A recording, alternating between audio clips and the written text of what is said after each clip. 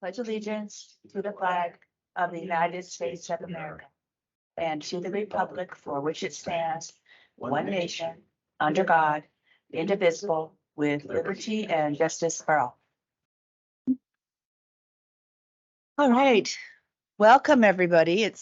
Seems like it's been a long time since our last meeting. Everybody looks somewhat refreshed, and thank you for being here at 10 o'clock, which is kind of an unusual time.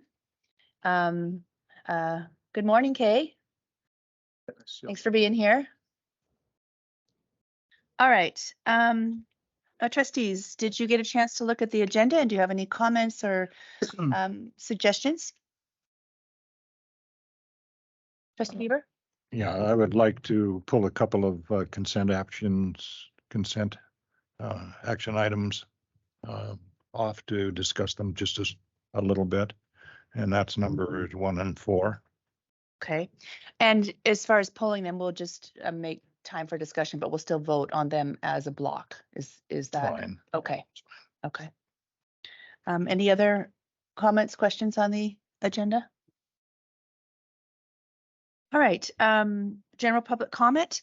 Gary and Candace, do we have anyone online? Okay. How about this? Michelle? It's a part of our presentation. Part of our presentation. Yeah. Okay. Yeah. Okay, good. All right. I see no members from the public in person, so I'm going to skip the general public comment blurb, and we'll move on to new business, the consent action items. And I think what I'd like to do is just go through those one by one and open it up for board discussion, and then we'll vote on it as a block when we're done with that. So the first one, personnel action items. Trustee Beaver, did you want to? I did. On certified personnel, we apparently hired a gifted and talented person, and it was, in my opinion, what we were going to do was reduce or at least change our gifted and talented program so that it did not include all the personnel. And to add an additional one, I mean, I thought to begin with that we were going to get rid of a couple of them out of gifted and talented, and that did not happen. And now we're adding another one. Can you explain why? Yeah, we had an individual that departed, and so this is a replacement. It's not in addition to, it's in lieu of. So we maintain the same number of personnel and gifted and talented. Why are we doing that if we're changing the format of the program? I don't believe the format's changed a lot. The location has changed. The location where students will receive services has changed, but the number of individuals and the program itself is still intact. So we're still going to pull kids out of classes and take them to a different location? That is correct. Same as it was? Yes, in different regions. Yeah. It won't be at Ray Bjork. It'll be in, I believe, 3 different sites across our district. So that they'll still have the 1 day a week pull out in a similar schedule? Correct. Okay. And they're still finalizing that, and we can have an update once that's concrete. But Ms. Maxwell and her team is pulling that schedule together with transportation. So those kids are still going to miss 20% of their classroom time? That is correct.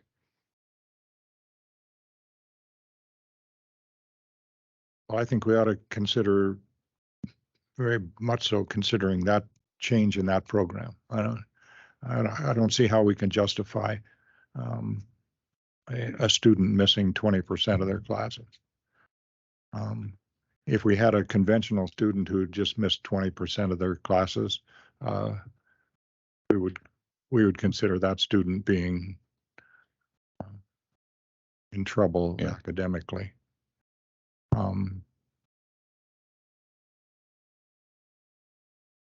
I don't know.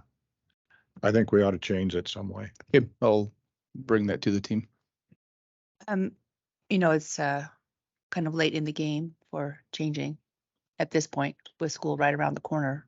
But perhaps we could use this academic year to reevaluate, study, explore, look at what the best delivery is and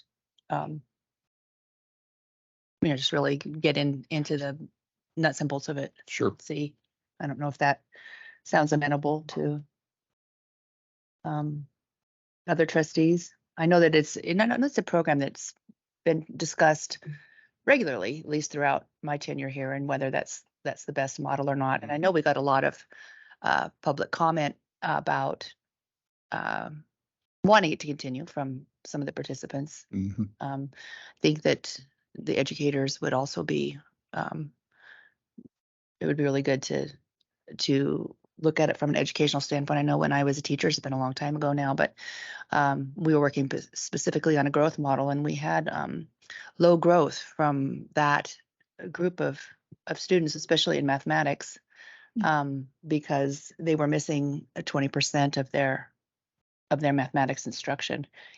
It doesn't mean that they were below grade level. They tend to be above grade level. But if you believe that every child should come to school every day and learn and get better, they weren't hitting their potential, at least in the small subgroup that I was looking at. So I think we just spend some time looking at it. Agree.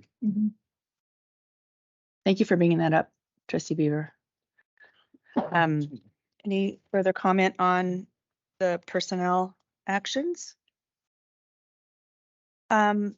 Both Trustee Beaver and I really wanted to jump in and discuss and maybe Janelle can help us with this, just the number of students that are within our boundaries who are not attending our schools. Janelle, is this new? Is this It is. information a It's- little bit new, different? It doesn't seem like we had this There's- volume before. There's a new law that came out that said that the receiving districts of students need to let the district know of where the students came from. So we have a cleaner picture now than we've had in years. There's been times where our students would leave or we would get students and that information wasn't transferred to the receiving district or the district where the students came from. And so we have a better picture of what that looks like right now.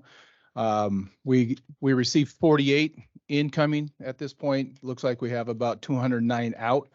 I will say that we too are looking at this. What we want to know is now that we have this information, we have 209, 34 from the Clancy Elementary and then East Helena 175. What we want to start looking into is we started the project of how long have they been gone? Was it the first year or have they been there since they've been kindergartners? Now they're 12th grade. We don't know that information. Furthermore, what we're diving into is finding the addresses and seeing what location they're coming from. Is it an elementary district that we see most of our kids leaving to another district? Furthermore, I've got plans in place right now for an understanding of reaching out to these families and finding out why they're not with us. And so we too, like you, have questions about what this looks like. And thankfully that we have better data now that we know, I wouldn't say exactly, but we have a far better understanding of how many kids are coming and going because of that law. So we are looking into it and I'll keep you posted as we move. I really have an individual that's wanting to do a special project for us. And Barb has been working on a project for her to start looking into this information.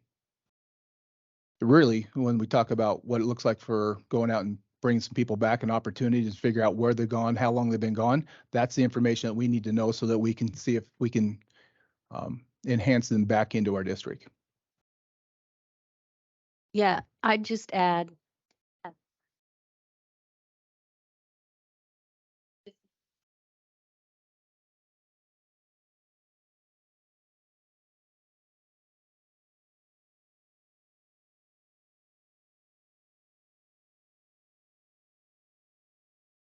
Law says not only do we not get the A and B, but our taxpayers are going to pay for those student education. Oh.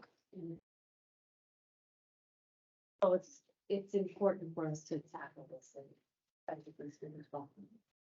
Right, roughly, it's, if you just took the approximately 150 students, it's like $1 million, right? Yeah, coming in roughly is $300,000, going out it's 1.2 million. So it's $750,000 just on a shirt cuff mathematics. Right, just general. $750,000. And obviously we're not going to get them all out. We've got some people moving across borders because of athletics or those pieces. We understand that. We're not going to bring them all, but we need to come up with a target of what does it look like and why are they gone and how long they've been gone. That's what we want to know. So I have someone that agree. It's Ms. Ridgway has been working on this, scoping out what this project's going to look like, and to just first of all understand the data, where, how long, what it takes. Yeah, it's definitely a fiscal problem. But I just roughly figured, if you take 209 students and just the A and B from that, even if you went with elementary A and B for every one of them, that's $1.25 million per year. Yeah, I had 1.29 million is what I came up Yeah. with roughly on just an average because each one's different. But we don't know. The other thing, trustees, is that we don't know. This has probably been going on for years. Right? This is not new this year because of the law. We just now know what it looks like. And so I'm thankful for the ability to know what it looks like so that we can understand what our solutions are moving forward. I think we have to go out and individually recruit those people, not just a blanket coverage, telling them about it, but go out and individually address each one of these 209 students, and their parents.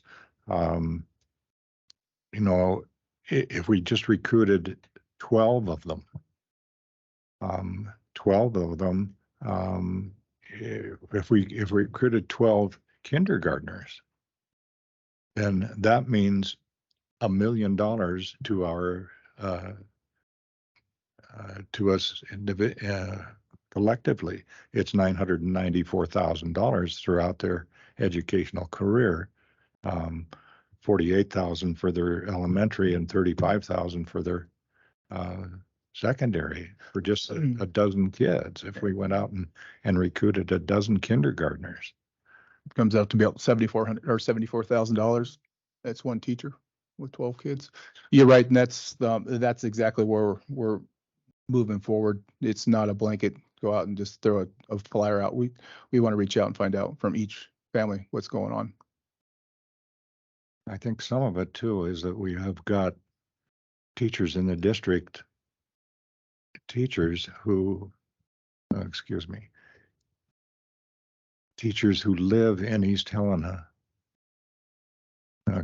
Teachers who teach in East Helena or teach in Clancy, who take their kids with them for elementary school.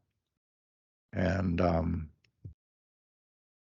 think we've got to address that problem.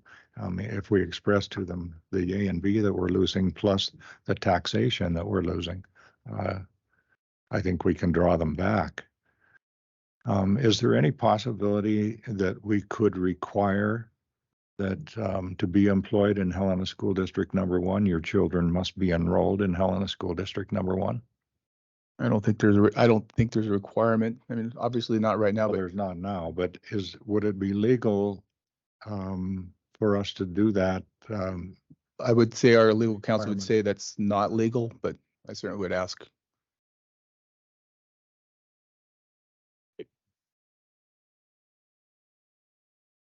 This is very anecdotal, but as I look at these numbers, especially people going to Clancy and East Helena, these 21, 17, 23, the bigger numbers here in the higher grades, those kids were all early elementary school kids when this district was in a huge amount of turmoil with multiple rolling conversations about closing this school, closing that school, Central was evacuated, et cetera, like that massive social conversation that was happening in Helena.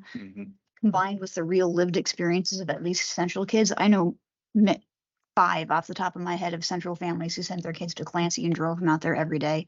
And then after a while, that's where your kids play sports. That's where your friends are at. Yeah. It just becomes your life.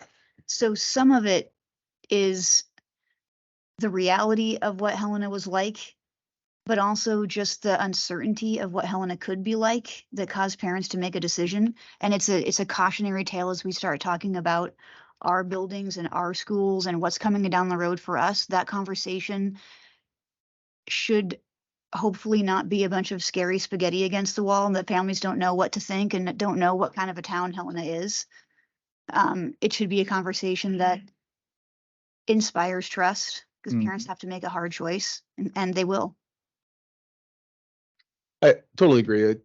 As families get comfortable in their settings, it's very difficult to leave. And once you start establishing your identity, it's hard.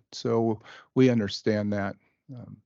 I think from that point though, I want to learn more. We want to learn more as a district. What is it? What's going on? I think a lot of that plays into effect what was going on 10 years ago, 9, 8, 7 years ago, that now that 8th, 9th graders, what did they see? What did they hear? Why did they feel they need to go? And so we need to change the narrative of what we do around that information. Some of it could be just purely on the ground practical that we can't see from looking at numbers. It's Right. not like we were out competed by East Helena. It could just be, it's a shorter commute to an East Helena school than it is to a Helena school, even if you're inside our district. It could be something that simple. Well, yeah, I think it's that. It's activities. It's small learning environments. There's a lot of factors that play into that. Again, those are all variables that we're not completely understanding yet. So I think we need, I know that we need to know more about what this number represents to us and why, and then we can make adjustments from there. But we need to know the data first. Totally. Trustee Satcher, did you have anything you wanted to add? I'm curious about how you are thinking about collecting some of that data. I mean, have you talked about that yet, or is this still too new, this whole list, more complete list? So great question. We do have the data. We have forms. We know what kids, where they came from. So that information is made relevant to us through documents. And so Barb has a whole file cabinet full of them that we are starting to have a better understanding of what our next steps are. Excuse me. So I don't have a plan. We don't have a plan. Barb had and I discussed this 2 nights ago. And so it's really juvenile in its beginning. There'll be more information, but I think for trustees, rest assured that it's not on deaf ears for us either. When we see the numbers and it's alarming, we're diving into it. We're going to make a plan. I think it also concerns what Jennifer just said, that these people have moved out because of the turmoil that we were in. If we were to get a significant number of those back, it also changes our facility proposals. I mean, we've been talking about possibilities of consolidating some and actually closing some schools. And if we get these people back, that is going to change those considerations completely. We may not have to do that at all. You're right, Terry. There's, excuse me. I think that's the important piece of finding out where specifically the pockets are and where are people leaving. And that has an impact on our master facility planning process that if we were to bring people back, I think more importantly, stop people from leaving, right? We want, that's the most important part. I don't know if we're going to bring people back, but understand why they're wanting to leave and what's enticing them. And then that area then has to have a lens of it could potentially house more students because they're leaving a district and coming back. And so our master facilities needs to have that understanding. Case in point, if it's an East Helena point, and that's science, we know that's a fact. And then we have an elementary school out there on the border of East Helena, which is Warren. So we need to look at what does it look like for Warren students in our area that are leaving, what would make them want to come back or not leave? And that setting is going to be, it's on my lens. It needs to be addressed.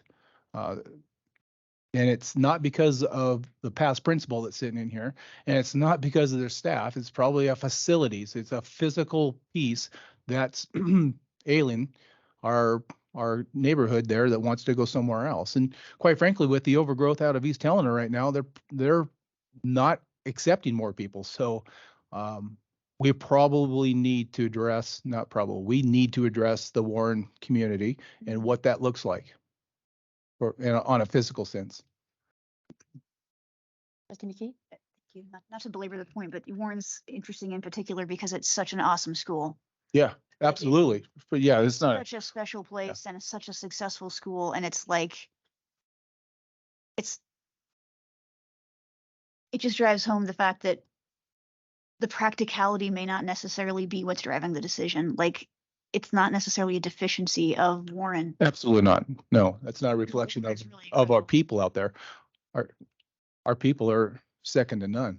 It's a facility piece, and it, quite frankly, it could be a proximity. It's closer to another elementary than it is Warren, and so that could be that issue as well. Location of the middle school might be huge. Location middle school, absolutely right. Um,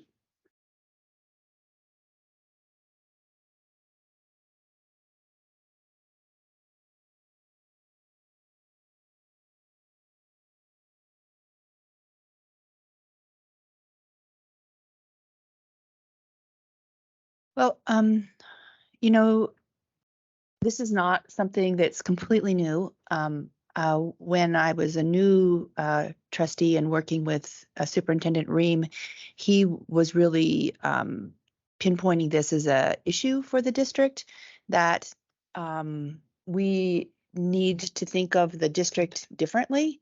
You know, it's a different time in education. Whether we like it or not, there's this choice business coming in, and there's a I know people are tired of me hearing it, but I hear it in the community. Every time I go out, I always ask, you know, where do your kids go? And a lot of them say, oh, we live in Helena, but we go to East Helena, or I want to buy a house in the East Helena district because I hear it's a better school district. And I'm like, oh, really? What, why do you feel that way? And they don't necessarily have a great answer. You know, if you look at our data at the lower levels, it's very comparable. If you look at our high school, like, we completely blow them out of the water. We are, we made the AP honor list many times. We're arguably one of the top few hundred school districts in the whole country. Like, you want a high level of education, you should be wanting to send your kids here. They say funny things like, well, in Helena, you don't say the pledge. I said, oh, really? So it's like this, and I know this is your area of expertise, but it's this dialogue that is not necessarily based in truth. And I really, really feel like we have to look at promoting our schools and showing over and over and over again why we can't just like rest on our laurels and say, well, you're here, we're going to get you. Because people, I think the younger generation is more into choice and figuring out where they want to go. And we don't have real competitive middle school sports. And I know that that's a cost that we made a long time ago. A lot of people go to East Helena and they go to Montana City and Clancy because they do have competitive middle school sports. And so I would like to look at the cost benefit analysis of that and the practicality of even doing that. Sorry, Mr. McMahon. Is that why they're going? And I think you'll find that information. Do they have art programs for elementary, which would be an additional cost, but would the A and B offset that and make us, win in the end? And as we look at our facilities master plan, if we do put in some other schools that maybe have a focus that draws people in STEM, art, language school, I just really think that we have to be really dynamic and looking at ways that we can attract people in a different way. That's just my 2 cents. And also mainly just showing that, I think it's pretty clear that we have the most to offer from anyone in our basin, but that's not necessarily what people are believing. So. We got to work on our brand. Yep, exactly. Yeah. So, and I know you guys are so busy and you've been working so hard and you're just looking at me like, oh my God, it's another thing. But on the other hand, if we are losing the heart of what we are, our students, then I just think we have to make that a priority. I think put in perspective, you're absolutely right. I mean, there is a brand, we can never do enough of that, but there's 209 students that believe otherwise out of 8,000, right? So I believe that our district is phenomenal. Mhm. And there's 8,000 kids that want to come here. There's 200 of them that choose not to, and that's what I want to dive into. What is it? So it doesn't become more contagious, right? And then working on our brand from there. Once again, thank you for your proactive approach to that. I really appreciate that. Well, that also brings up another point is that East Helena has that baseball program. And I know that has drawn just a minimal number of kids, but it has drawn a couple. Well, I guess I'd like to know right now how many AA schools are planning on going with the baseball program next year. Just I mean, there were just 2 last year, but if that's all that's going to remain, okay. All right. For basically the same reasons we are following suit. It's Yeah. a funding mechanism. Very good. No, that's fine then. If that's all that's going to go, then I don't think we should pursue that. There wouldn't be any gain in us being the 3rd AA school in a baseball program.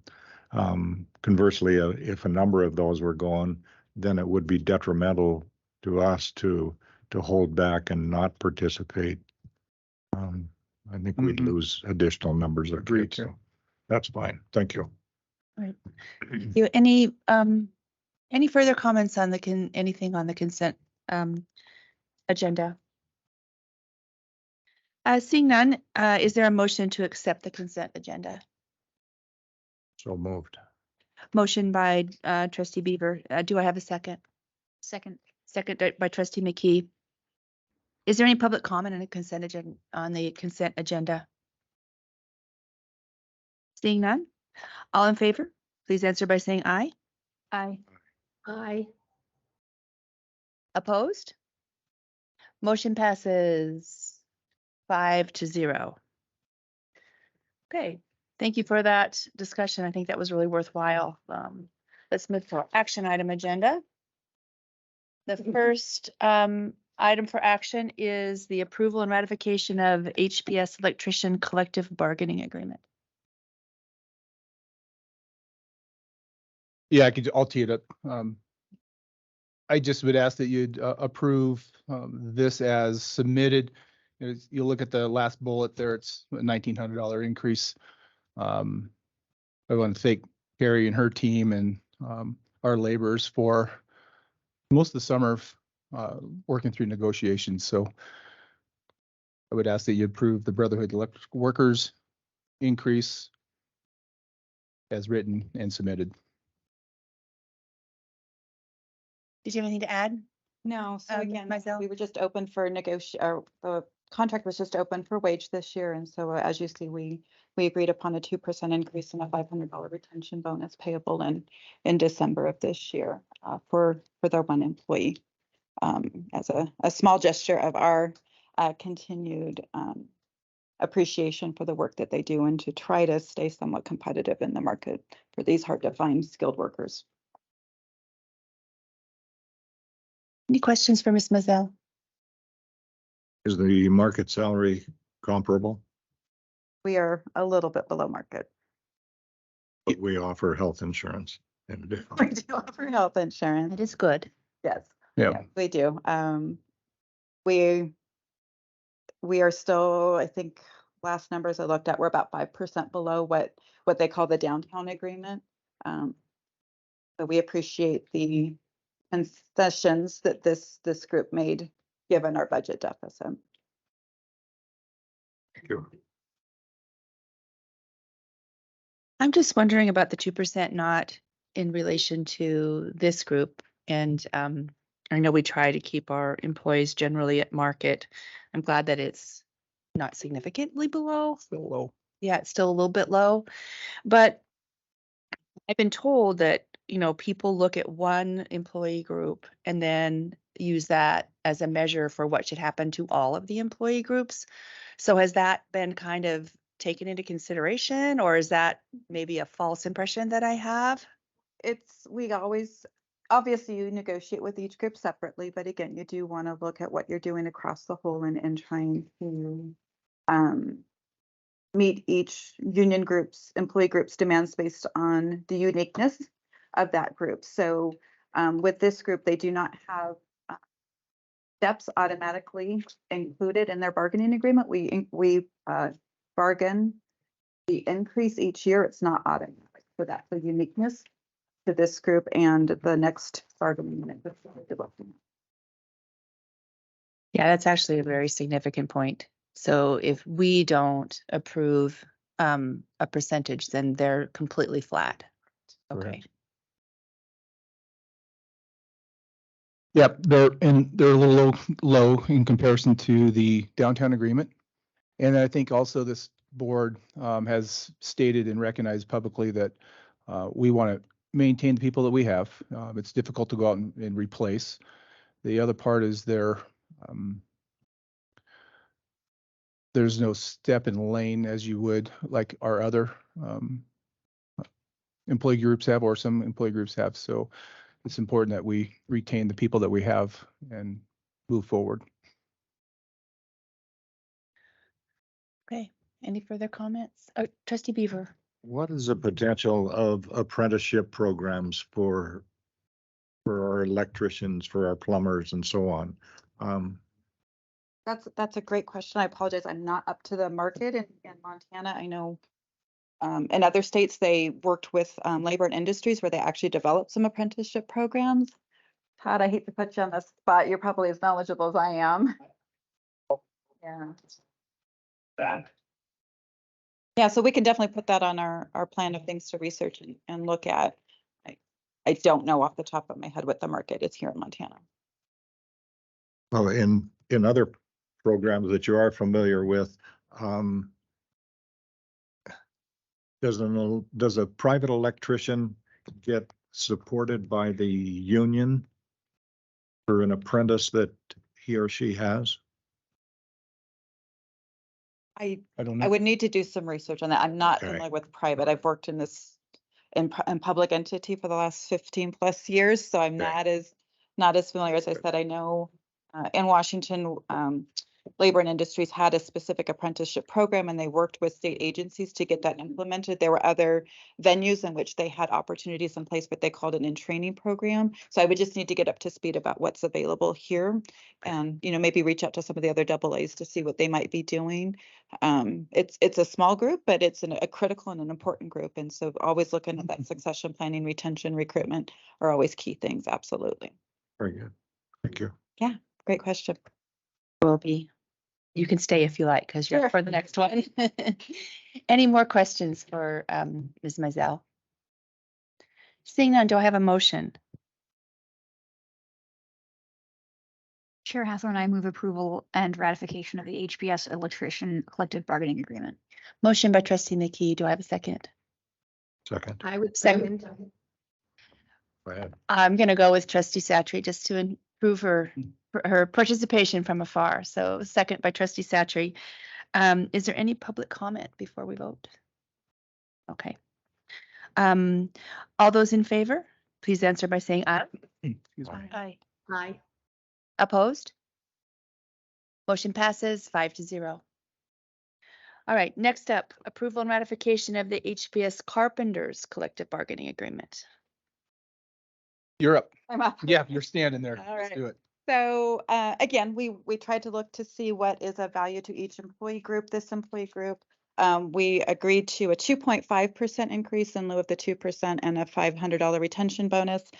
We also have one employee that we even though language was put into place last contract cycle about a longevity increase, that employee did not receive that longevity step. And so we're looking at doing a 25-cent increase this year and a 25-cent increase next year to get that employee up to what's already in the bargaining agreement of having an additional dollar per hour for his 20 years of service. So that will be implemented in a step increase. And again, want to thank the employees for their concessions that they made based on our budget deficit. And so that was what was agreed upon so that we can get them whole. And that was the implementation that was agreed upon for that. So a little bit different than what you just looked at, but again, really appreciate and value the work that they provide and appreciate Todd and Tom's efforts in getting us to an agreement with our carpenters.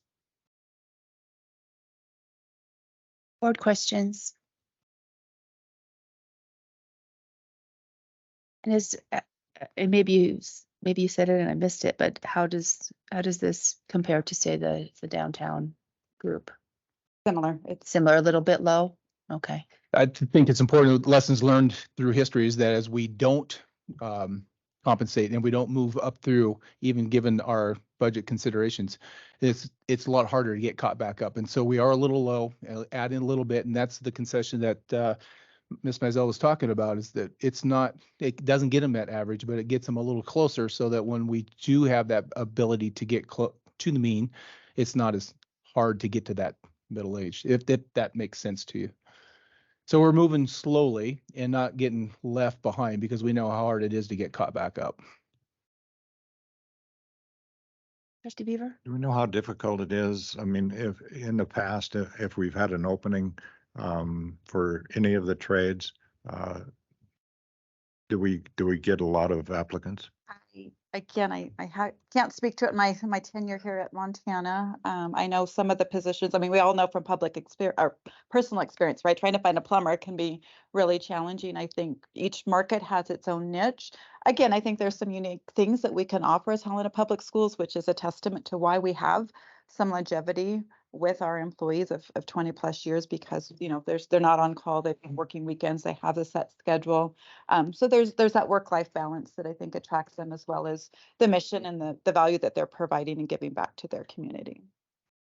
So there's a lot of those intangibles that's hard to put on paper all the time of what attracts them. We haven't, in our labor pool, we haven't had to replace, and I think that's testament to Rob and Todd in the environment in which they have over there in their offices and their facilities. So we've been pretty fortunate. I don't want to roll that dice because I know across the country it's difficult to find people to work right now.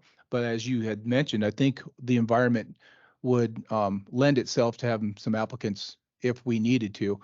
But quite frankly, we're below the downtown agreement or the mean average across the state.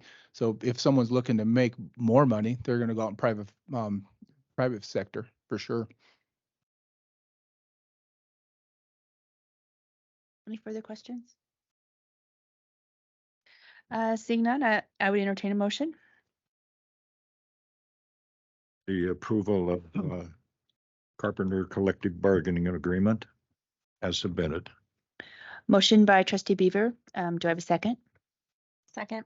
Second by Trustee Walsh. Is there any public comment? Okay, thank you. All those in favor, please signify by saying aye. Aye. Opposed? Motion passes 5-0. Next, number 3, items for action. Consider approval of multi-district agreement to explore formation of a health insurance trust. As Ms. Mickelson's making her way up here, look how fast she is. I'll tee it up. House Bill 332 started probably 6 months ago. And we as a AA superintendent signed off on a letter, crafted a letter and signed off on a letter that we supported it. Some more enthusiastic than others. I'd say that Bozeman and Helena are cautiously optimistic with this. I wanted that bill to pass personally for our district, just so that opens the door that we can have the conversation that we're having today. It is an opportunity. It passed. We know it was a $60 million input. It got reduced down to 40 through some back deals. And there's $40 million on the table for a cohort of, I believe, 200 districts and 12,000 200 districts and 12,000 employees or souls have to be in this. The what Janelle will talk a little bit about this is multi-district agreement is that we want to know what it looks like. And so a consultant will be coming on board if we pass. We are the last AA district to have a board meeting that has approved. I will say all others have approved this this motion. So Janelle, can you tell us a little bit about what's going to happen with the consultant? Yeah, so this is a cooperative agreement between the AA school districts to find a consultant to explore whether this health insurance trust would be beneficial to the AAs, because the fact of the matter is there won't be a health insurance trust unless the AAs are involved and join in.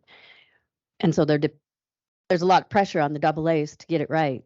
So we're going to, assuming you approve this, the AAs will put out an RFP for a consultant to dig into the data and what this structure might look like and whether that would be beneficial to the AAs in terms of benefits and potentially cost savings. We wanted it to be specifically for the AAs districts and not the entire state. We know that Must is doing it for their clients. I do believe that Rich will do it for Helena School District individually, but we thought we should look at what does it look like for the AAs. And I agree. I think Billings is all on board. Kalispell. Kalispell's all on board. Missoula is quite hesitant. Mm-hmm. And I think Helena and Bozeman are just quite curious, and it would benefit Butte for sure. Mm-hmm. And I think maybe Great Falls. So Belgrade. yeah, and Belgrade, yes. So that's what this is. Oh, the initial cost would be $6,000 to us. We based it on A and B numbers, and we would be paying 12% of the cost of this consultant. I think the 50,000 initial is low. I expect it to be higher, more like a 90. So there will be additional costs, another 6,000 or so. And I guess, and it would expire in 2026. And as part of HB 332, you have to have a multi-district cooperative agreement in place anyway. So this sort of gets it going. And then we do the RFP. And if we decided that, yeah, we wanted to be part of this trust, we could create that trust amongst the AAs, and then others could jump on if they so chose. Yeah. I think for us, it's really important for our district and for our staff to know if this is going to be a good deal, a better opportunity for them to provide healthcare insurance at a lower cost through a wider network of individuals. And so I wasn't comfortable enough to say, yeah, let's do it or let's not do it. We need to know what the data looks like and see if it's a good fit for Helena. Remember, we can't do it with the CBs the CBs and A's can't do it alone. The AAs can't do it by themselves. So this is going to be a statewide effort to see if it makes sense to join into this. I believe it's a 5-year commitment. Once you're in it, you can't jump back and forth. You can't shop insurances. You can't go to Must for 1 year and jump over to another trust and then back to Blue Cross. So there's a lot of considerations to if we do decide to go forward. What it looks like. But right now, like we are with the borders and our kids, we need to know what the data is telling us. Is it smart to do it or not? So that's where we're at. That's what the agreement will give us. Questions? Yeah, I'm curious for the approval process. If we decide that it might be a good fit, like is the board voting on it? Is it any of the unions voting on it? Like who makes that final decision? I think that the board would vote on it, but certainly the union will need to be involved. Absolutely. Trustee Satchery? My question was just to go back. Rex, did you say that all the other AA schools have agreed already to join into this? That is correct, Kate. investigation? Okay, Yeah, thank you. yeah. I thought that's what you said. There's but it not wasn't one. clear. I have not, I think that we've all communicated, we're the last to come to the table. Everyone has approved this. Everyone meaning the double A's. Chair Huffman, thank you. Just one to clarify one thing. So if we, and I recognize we're far away from any kind of decision one way or another, but when you opt in, you are opted in. Like if things change in the private health insurance market, like you're stuck with this one 5 years. for 5 years. Okay, thank you. That law legislators wanted to make sure that if they're going to invest 40, potentially it was 60, but if they're going to put 40 million in, they want people to come in and receive the reward of that for a year or two and then bounce out when something gets better. So the stability of that trust has got to have people that are committed to stay and not bouncing in and out. But we're away from that. I want to know if it makes sense for us to do this. Quite possibly same coverage or less coverage for less money. And our employees need to make that decision as well. What's it worth to them? Less premiums and a little less insurance coverage, or what we have now at the cost that we're having, and we're seeing increases, right? So it's bumping 15, 17% per year. So there's considerations, and our reserves are dwindling. So I think we need to look out past 2 years and 5 years. What does it look like in 10? Does this make sense? Remember when I was a kid in the 80s, I remember the insurance company, the school districts were trying to get onto the state side, on the Blue Cross side, if we're a larger pool of insurers. I think that's kind of where we're at right now, is that we're getting to be a larger pool. It's more stable.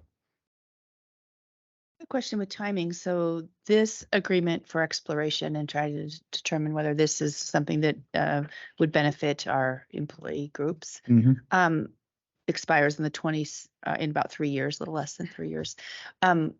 When do you kind of foresee that if we did go with it, that it would begin? The go date. Isn't the go date 2025? Yes. Yeah. So the multi-district agreement, we can only have it for 3 years. That's in statute. And the thought with this one is if we all decided that we wanted to do this, or if, 3 of us decided we wanted to do this, then the agreement's already in place. We just have to, change some of the language. But I think we'll move pretty quickly on this with an RFP to get the consultant in place, because then they're going to have to scrub all of our data, each AA's data. And so it's going to be time consuming. So I think we'll move pretty rapidly. Great. Trustee Beaver.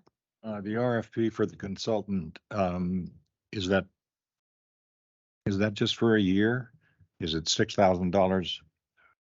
I think it's for the project, with the time frame on the project. They're going to have to get it to us by a certain time in order for us to make a decision. So I think in the RFP, which hasn't been developed yet, we wanted to get this taken care of first. There'll be timelines on when we expect certain information. It'll have to be within a year. So it has to be, the consultant's work has to be done within a year. Because we'll need to make the decision. Why? Because there's a deadline. HB 332 has a deadline on whether you're going to be part of this trust or not. That's next spring. June 2025. Yeah. Okay, so a couple years out. Yeah, but this is, Right, we're started already. Yeah. Yeah, so little less than 2 years. I mean, there's more than just decide if this is a good idea. If we decide to do it, then we have to find that third party administrator. So who's going to run it? Who's going to oversee it? There's a lot of management pieces to it. So if we say, yes, let's go, you can't do it in a month. Yeah. You're going to have to develop a leadership council out of that, and probably representative of all groups.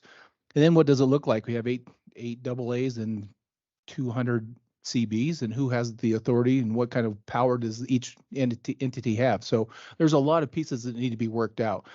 Prior to that, we need to know if it makes sense. And that's what the RFP is going to do.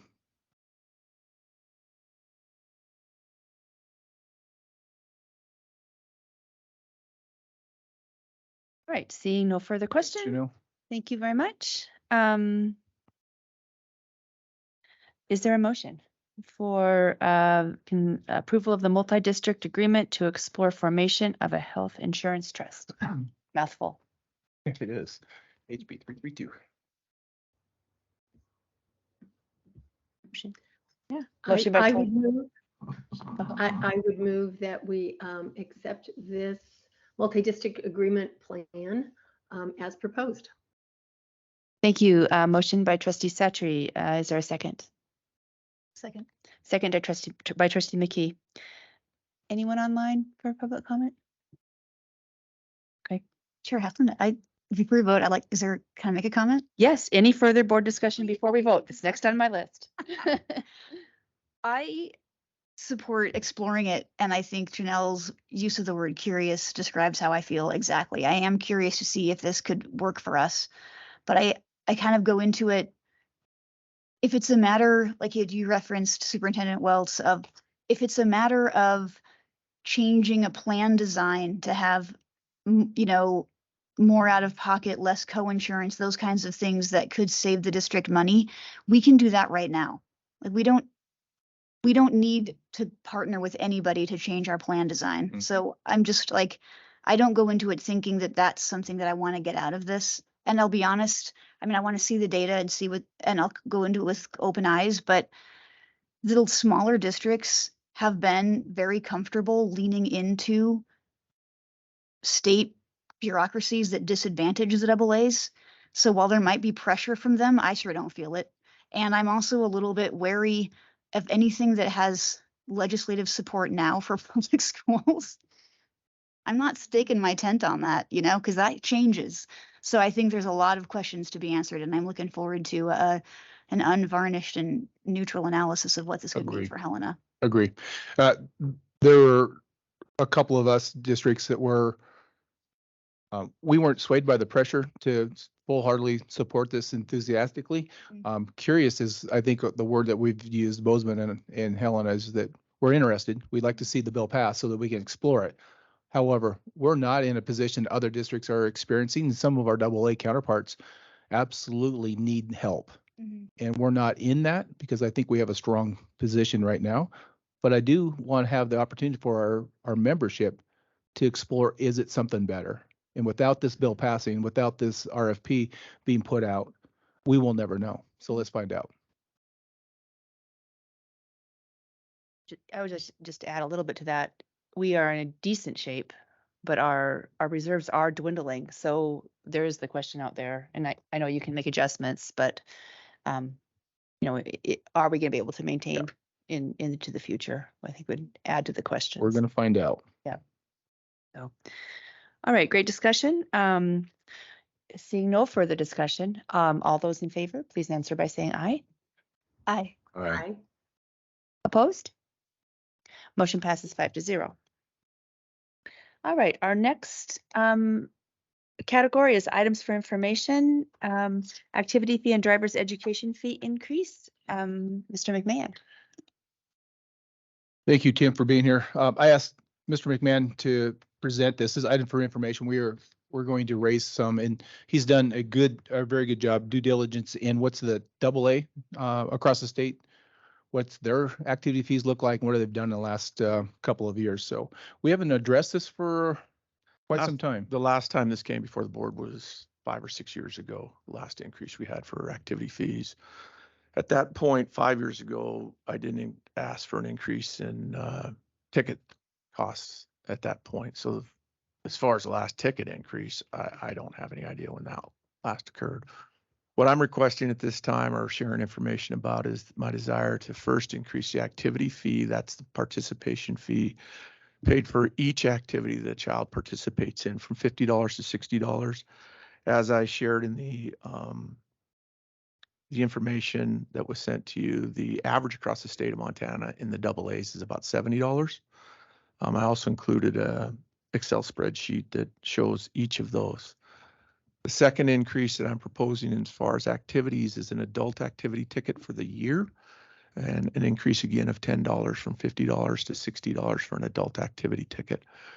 The rest of the individual individual ticket sales as well as a student activity ticket, I'm not asking to increase. We are the state average, and I left those alone. And I think it's important to note that anything that flows from activities, whether it's activity tickets, single game tickets, signage, or participation fees, all of that flows into what I call the 284 account. That's our revenue account. And so these don't directly impact the general fund. They go to the revenue account from activities. That's the account we use to pay for all supplies, for all the workers that work games or events. I used the revenue account for that. The second piece, the activity that is a little different, is I am requesting or making sure you're aware that I'm in discussions with our drama students as well as our drama coaches as well as our music instructors around an activity fee for their participants as well. Music traditionally does not pay an activity fee, even though there's MHSA activities that they participate in. They haven't paid the fee in the past. Drama is not an MHSA activity. It's the only thing I manage that manage financially that does not participate in the MHSA. Traditionally, they have just been part of activities, and we have paid their travel and everything else, but they don't pay an activity fee as well. So I'm working with those folks basically to come down to if you travel as a student and activities pays that travel, then I'm requesting that they pay the activity fee as well. Would it be the same amount? Yeah, the difference, Same amount as other activities? the difference is for a sports team, cheerleaders, dance, speech and debate, they pay the activity fee or the participation fee, and then have to buy an activity ticket as well. The first activity they participate in. For music and drama, that's not my expectation. Mine would be just the participant fee. You don't have to buy the ticket. And like the number, so like for football, right, half the season they're traveling and we pay for that. Mhm. And they pay they're going to be paying the $60. Do we see the same type of revenue responsibility for musicians who might be traveling to Missoula for a weekend festival? I think it depends upon what you're looking at. Like for most sports, the travel is a bus. Where the expenses come is the overnights. It's motels. When I took this position, my average motel was $89. Now it's $144 in 5 years. It's the overnights that crush my budget. I think last year was 24% increase in travel costs, not just busing, but the motels as well. My budget, general fund budget, balanced only because I hosted state golf, state softball, divisional track. I didn't have a basketball team make the state tournament. I had one volleyball team make it. If I had to pay travel for all of them, there's no way that general fund would have balanced. All the money I saved from them covered everybody else's travel.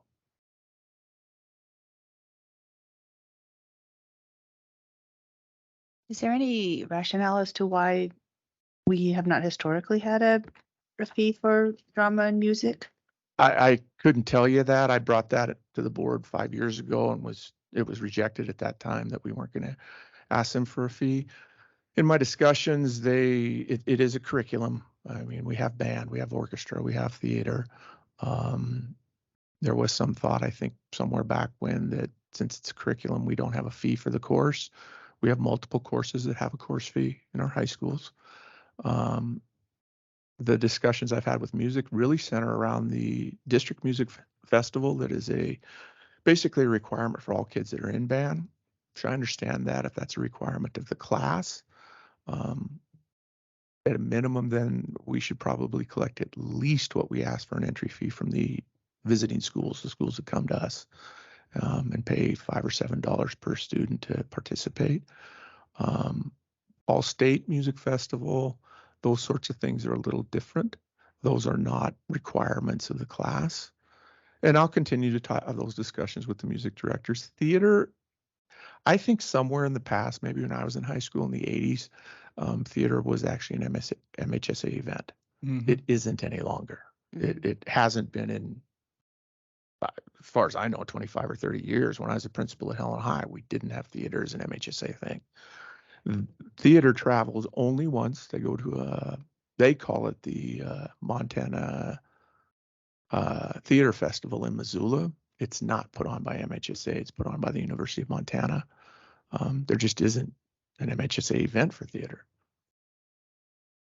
Another important point you may want to talk about is the ability that if a student cannot pay, we have revenue sources that we can help with that. So Yep. obviously there's going to be a scholarship piece to that.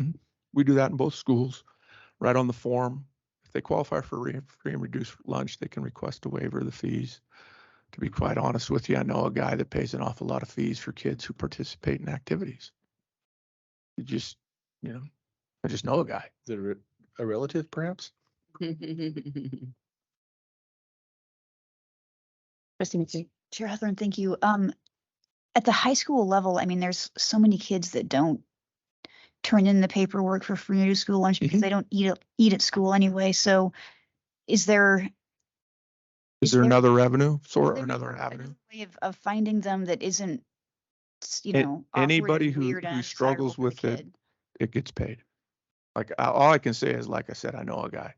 If I get a call from somebody who says so-and-so hasn't paid their fee, we used to have a policy that they didn't pay their fee by a certain time, they didn't travel. I don't do that. I said, no, that's not right. So bookkeeper calls me, we get it taken care of. Both schools have their own Bengals helping Bengals and Bruins helping Bruins. They have money. Thank you for Mhm. making that happen. The next piece is driver's education. Driver's ed is the most frustrating, as far as I'm concerned, twisted budgeting system I have ever seen. I've been an administrator for 30 years. I've never had a problem with a budget. Driver's ed is insane. It is completely self-funded. It is self-funded through student fees for taking the class. Currently $305, I think, $305. The second funding source for driver's education is a state reimbursement. And state reimbursement for last fiscal year, which ended a month ago, still has not been set. In fact, I was just in a discussion just a few minutes ago with Michelle down the hall. We still don't know what the reimbursement will be for each child who took the class. Trying to budget when you have no idea how many kids are going to be in the class for the next year. You have no idea what the reimbursement rate for the number of kids that you don't know will be is I mean, it's a crapshoot. It's the best I can do. The budget this year, I believe, will break even. There may even be a small positive balance. A month ago, if you'd asked me, I'd have told you there's a chance it's going to be $10,000 in the red. We average about 416 kids, 420 kids maybe, I believe. We have in my time been as big as 600. That was right after COVID when we were jamming them into seats. We've been as small as lower or upper 300s over the course of time. The increase is similar to what other districts across the state are asking for. The information I shared is that most of our AA peers do self-fund their programs. Many of them own their cars. We lease our cars. The biggest difference in cost seems to be what we pay instructors. My beginning instructors are around $28, $29 an hour. Our most experienced instructors are around $32 an hour. That's based upon the number of classes they have taught. About 4 years ago, we were short instructors, went out and actively recruited. In order to get some folks to take it, I gave them a $1,000 bonus when they completed their third course. When they complete their sixth course, once I have them in sixth, then they tend to stay. We have co-taught classes. We have combined classes. This summer we had a class that just didn't have enough enrollment to run it, so I just combined it with another class. The two instructors taught it. The cost really for the program comes in the number of hours for each child. It's 50 hours of instruction. It's say $30 an hour. That's $1,500. You cancel a class, you save $1,500. Those kids still need the course, and every one of them you're paying $6 an hour for their drive times. So if there was 20 kids, you still got 120 hours that you're going to pay somebody They're not sitting in front of me. They might be sitting in front of another teacher, but the expense comes with the drive time. So my request is to increase that cost to try and balance that budget. Again, are there people who can't pay? Yes. I have waived fees. I have done reduced fees. That is one where most of the time they just contact me directly. We have access through PAL for a couple of students, some money that they have for curricular needs, a grant that they have. So we work that piece out as well. Any questions for Mr. McMahon? The last piece with driver's ed is it is a program I would encourage the board to continue to keep an eye on. There's been some changes in state law that has made driver's education. I think you're going to see fewer kids taking it myself. There's now still a hardship from COVID that went through the legislature several years ago where a parent can go and request hardship. They can become their child's driver's ed, basically do driver's ed that way. A lot of our auto insurance companies really don't even recognize it anymore. There's no break for taking it. I believe there will be a time where you'll see some privatization of driver's education come in the state, like you see in other states across the country, where it's just driver's ed school. There's money to be made, and anytime there is, private enterprise tends to try and step in and fill that. Mr. Beaver? It used to be that there were at least some school districts who made driver's ed a curricular subject within their school. Yeah, during the school day. And do any of those still exist in Montana? Oh yeah. Oh yeah. Smaller school districts primarily. I don't know of a AA that does it. Every AA does theirs outside of their school day. Helena's is somewhat unique in that ours is a different than I want to say Great Falls, Billings, Kalispell are the three that jump to mind, where they set the schedule. Driver's ed will be taught from 3:30 till 5:30 on these days during this time period. They build 6 classes and they fill them. Ours is different. I allow instructors to say, this is what I'm going to teach my classes. And we put that out to kids so that there's a buffet, if you will, of different times and options for kids to take classes. I don't think it works very well. Maybe in the summertime you could pull that off and say every class is from 10 to 12. But in the school year, kids have dance or sports or art classes or work or whatever it is they got going on in their own lives. And a 3:30 to 5:30 class may work for Jimmy, but it has no chance of working for Susie. But Susie can do a 7 to 9 o'clock class. And so we try to give options to them. In the AA, I know of no one that does it during the school day. I think part of that is the hours requirements, 46 hours of instruction. 46 hours of instruction is really a quarter if you're thinking an hour a day, an hour period. So what do you do with the rest of that time? You can't release them enough, even if you say the instructor is going to teach for 46 days and then we're going to do an hour of drive. What do you do? You get 3 kids in a car. So what do you do with the other 27 kids while the instructor now is out driving for an hour every day during school? I think there's some ways to do it, but that's not something that we've done or that I know of anybody in the AA who's gone to. And the other piece of it, Terry, is that once you make it a teacher's day, you're not paying $32 an hour anymore. It's considerably more expensive to run the class. And I think the other benefit from a teacher perspective is I know several people that enjoy the supplementary income in addition. Oh yeah. Yeah, so it's a good thing for those educators. Even a 25 kid class at 6 hours per each individual student, it's 150 hours plus another 46 for the instruction. I give them 5 hours of prep time because they clean cars, they get oils changed, they take care of tires, they do all of that prep work, arrange the guest speakers, call it 200 hours at $30 an hour. That's relatively simple math. That's about $6,000 for teaching a class.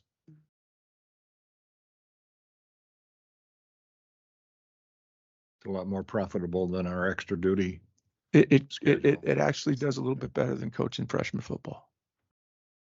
Right. Now you are riding with kids in a car. That's not very good. That is true. You are in a car with kids and some Be of them. scary. And you know, we take them all. Anybody who shows up, we modify cars. We have some kids who can't pass the class, whether it's the driving piece or the academic piece. We have taken on a lot of the driver's education or the driver's bureau's part. I mean, we give the written test, we do the drive test. All of that is done through us now. There's a significant amount of paperwork that comes for every instructor for every class. It does take time. And again, you're in a car with 15-year-olds who a lot of them have never driven before. There's a reason we have the panic brake in every car. Yeah. If we ricochet them off of something, we fix them. They're leased vehicles. It used to be that dealers donated cars for it. That doesn't happen any longer. No, it doesn't. I lease them all. At one point, we had 9 when I took this. I have returned and non-renewed leases on 2. So at one point last year, most of the school year, we were down to 6. I purposely didn't bring back the 7th car until May because I knew I wouldn't use it. And I didn't want it parked in the back lot just sitting. We will probably return 2 at the end of the summer. I have 2 leases that are coming up. I'll probably just return them. And I will probably wait until next May to try and get a 6th car. I don't know if I'll go back to 7. Just like everything else in the last year or so, gas has gone up, repairs have gone up, tires have gone up. Everything that is attached to driver's ed is more expensive. Do we insure those through Payne West Yep. as the rest of our Yep, insurance? they're just it's just on a fleet, right? Do you know? That's all part of the district fleet. Right And the now, insurance is part of mine. Subarus. All Subarus. Subaru is the only 5-star rated vehicle, and that's our insurance requires. So Subaru is the vehicle of choice. Not a choice, it's a mandate. For us, Yeah. for our insurance. Not everybody uses Subarus. I mean, I know of districts that use different cars, but our insurance for us to maintain it, we use Subarus. Any further questions for Mr. McMahon? If Subaru loses their 5-star rating, we don't have insured cars? I'm hopeful that doesn't happen during my too. time, Terry. Yeah. I don't know what we'd do then. We'd have to work with our insurance company to say, okay, now what? Yeah, there would have to be contingency, or somebody else steps to the plate and finds out what a 5-star rating is and builds their car, a Toyota Camry, Chevy Nova. I don't know what it is. Okay. But we'd have to We don't- figure out what it is. They're all the same car. It's all Subaru, Ford, all legacy. I have everything from 2015s, I think is the oldest one, to 2023. 6-year leases. We run them about 60,000 miles, then return them. Would you advise purchasing one of those as a? As your own personal vehicle? It was a driver's ed car. There was a potential it ricocheted off some things. But then you get labeled been- as you get It's been labeled as taken care of. The oil's been changed, the tires taken care of. Anything breaks, we fixed. It's different than the sewing machines that we're offering. Absolutely. I'm surprised Little they different. offer those up, Terry. See if you guys need it. But then you get labeled as Subaru driver, something that I suffer from. I'm not sure that I recommend that, but it is a safe car. I think we're digressing. Let's go ahead and look for a motion. Waiting online. Do I have a motion to Yeah, it's. Oh, not it's just information. It's just It's just information. Yeah, we can release you then. I've already There we go. I've approved this. I just wanted you to know that what I approved. I am sorry. I need to take a bathroom break. 5 minutes. Just a quick recess and we'll move into academic data. 5 minutes, Michelle.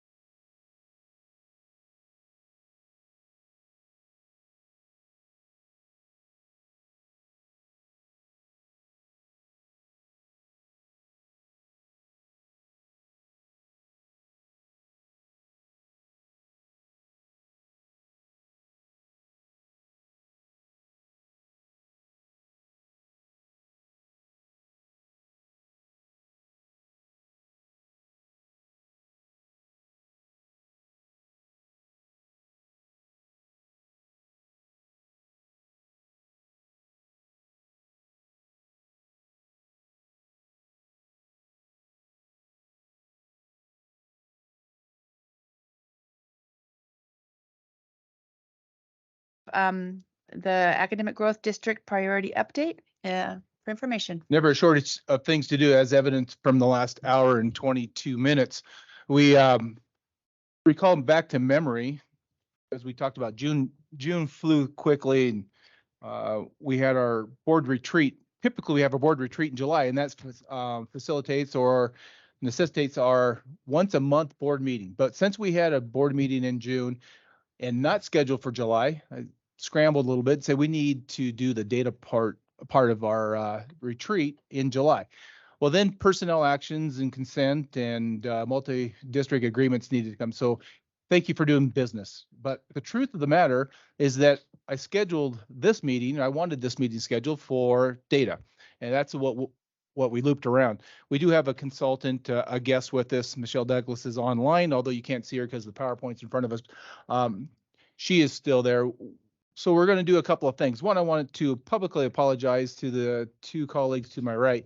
I had them scrambling this morning. I caught some errors on my side that I needed corrected. And so early this morning, we were redoing some of our slides. You'll notice you might have some questions in circle around the goals.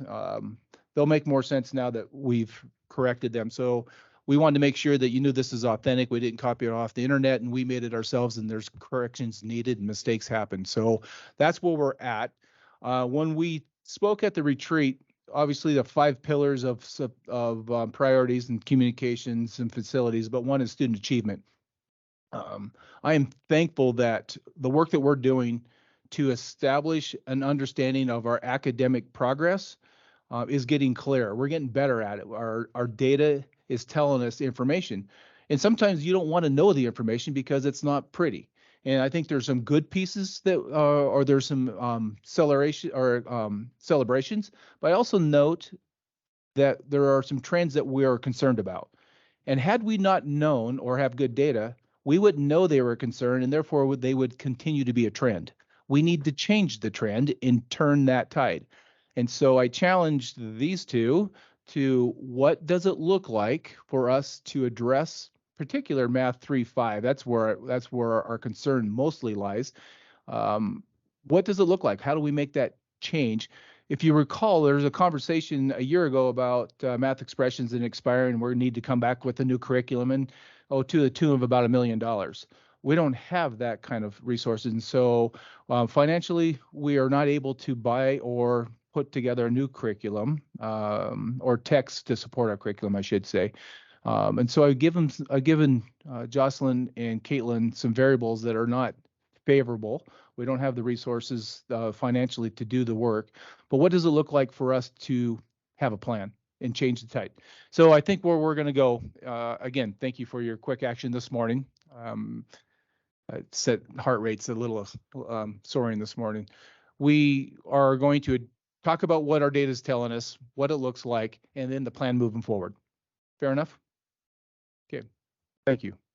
And thank you, Michelle Douglas, for joining in. You really were educated in driver's ed and multi-district agreements. I felt bad for you. I thought, well, this could be entertaining. So thank you for being with us. Jocelyn. She did. She was smiling.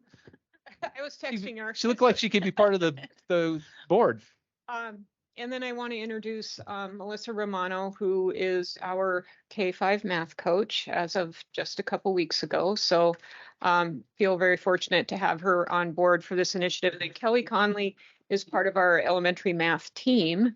Not with us today is Kayla Ryan and Casey Hopman. So these four, as we've worked through this plan, have put in a lot of hours in July pulling together components of this that we'll share with you to provide resources for teachers. So I'll leave it at that until we get to the action plan part. So, okay. Michelle, do you want to give a quick introduction of who you are, your background? Let everyone know. Yeah, my name is Michelle Douglas, and I have a company, and we do school improvement work. My personal background is all in math.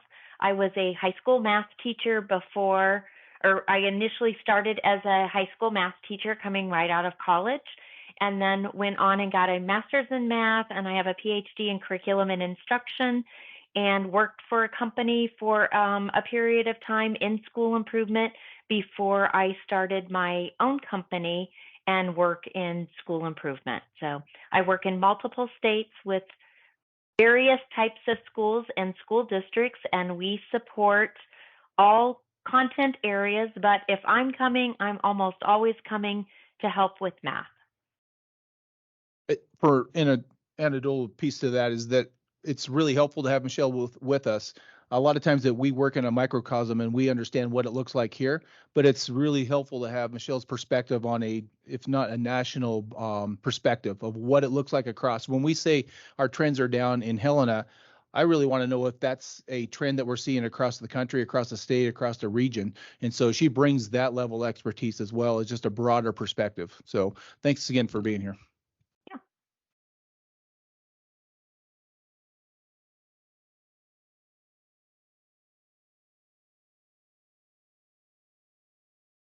Okay, so like they said, we're going to talk about our data to start. You can go to the next slide. I'm going to just talk about some generalities of what we garnered from our data. But you have the two packets in front of you, and you can kind of look in more detail at your leisure and when you have some time. But I'm going to just focus in on what we found to be the guiding principles going into our writing our goals and writing our action plan. I'm going to talk about some research on best practices. Jocelyn and I have spent a lot of time really digging into what is the research on best practice that's going to help us increase our student achievement. And then we'll start going over our action plans and goals. You can go to the next one, Gary. I put this quote here: the ultimate purpose of collecting the data is to provide a basis for action or a recommendation. And we've really, for the last 6-8 weeks since we've had this data in our hands, have spent a lot of time reflecting on it, asking questions, asking why, mining more data, doing more correlations, all with the idea of, what are we going to do about this? Particularly with math in K-5 and the sunsetting of our curriculum. So our student achievement data, you have two packets that were given to you today. And I separated these out for a reason this time around. So you have the district benchmark data, Katie and Sinai ready, and then you have the state assessment data. And the reason why I wanted to separate these out this time is because they serve two different purposes. Okay, our benchmark data is our internal data that we use as our temperature check throughout the year. Are students on course? What standards aren't they hitting? What do we need to do as teachers, educators, principals to make sure that they're getting the standards that they need? Or even as district leaders, what do we need to do with our own curriculum and our own professional development? So that's our internal benchmarks. And then the state assessment is, you can kind of think of it as the championship game. And this is what the public sees. This is what the public judges us by. This is our accountability measures for state and federal funding. So they're both very important pieces, and we have goals around both. But I think they need to be separated so that we're looking at them with a separate lens, with different lenses. Okay, so two different data sets there. So what came out of our data essentially was two things. It boiled down to two things. One, we saw inconsistencies. We saw inconsistencies in K-5 between schools, between grade levels, within grade levels. There just seemed to be a lot of inconsistencies. And so we started to reflect on, is it demographics? And so we correlated some of our demographics to the student achievement data. And there really wasn't a consistent relationship there. And so we started reflecting internally on the variables that we work with, that Jocelyn and I work with. What is it that we can do to help make things more consistent amongst schools, amongst grade levels, so that education isn't so much of a lottery, so to say. And the kind of elephant in the room when we looked at our data was this downward trend in K-5 math. And it picks up in grades 6-8 and then grade 11 with the ACT. So our 6-11 data is looking looks really great for math, even for reading too, but our focus here on math. But we seem to be struggling with K-5 math. Michelle, do you have anything with the data that you want to highlight or point out with math in terms of math? Oh, I would just say, like, some of those inconsistencies as we looked at them, definitely, I think we could point to the uses of like some, what do I want to say? Like replacement modules in some places where we knew the core curriculum was having some weaknesses. And so at particular sites, there were sites that used those replacement units, and it seems like that made an impact when that happened. I guess that would be one thing that I think stood out. Yeah, and I should mention too, in all of this data mining in the last 2 months, one thing we did too was ask the question why, and kind of went out into the field and gathered some qualitative data, if you will, or anecdotal data. If we saw a grade level or a school that was doing exceptional, we went out and asked, like, well, what are you doing differently? And that's what Michelle's speaking to. We found out that there was pockets of people who were using a different supplement for math or a different way of teaching math. And so it was really, or even just systems in general in the schools and what they had in place. That helped us get a better picture. And also what Michelle's referring to, we have our 3rd grade math a couple of years ago saw that they were really low in fractions, and that math expressions didn't have a robust enough fractions unit or how to teach fractions. And so they went out and found Engage New York, and they supplemented that unit in math expressions with Engage New York. And so we've been tracking that specific fraction data in 3rd grade, and then again into 4th grade and into 5th grade. And when Michelle was here in June, she sat down with me and looked at our data more carefully. And we can pull all of our data by standards. And so we were able to look at those fraction standards for 3rd grade. And those students are doing exceptional. But then we can see in 4th grade, they drop because they're going back to using math expressions. And so those are kind of the conversations we're having between what is our data telling us? What do we know is happening with curriculum? What do we know is happening with the instruction in the classroom? And of course, it takes time to gather that data and get the complete picture. So then you can think about what are the next steps with all of this. Caitlin, can I add one more thing in? Sure. So another thing I think I always try to keep in back in my mind, and I'm not using this as an excuse, but our incoming 4th and 5th graders, I believe, if I'm doing my calculations right, our incoming 4th graders were in kindergarten when they were sent home in the middle of COVID. They might have had inconsistencies as 1st graders in instruction.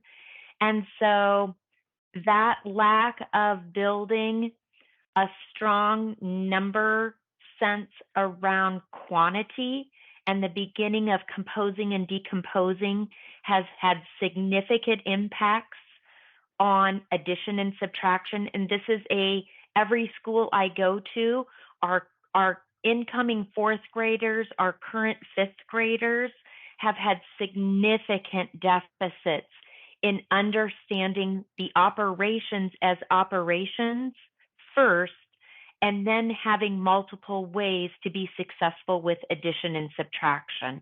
And that's just an overarching, almost every school I go to, the incoming now 4th and 5th graders have had this lack of understanding, which is why win groups are going to be really critical. It's time. They need additional time in math.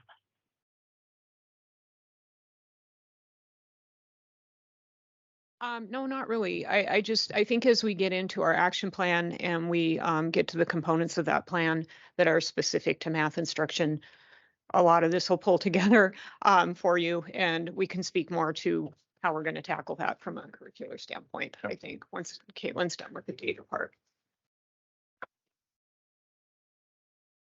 The other thing you'll notice in the data that's worth mentioning is there's a slight decrease in this year's assessment scores to last year's.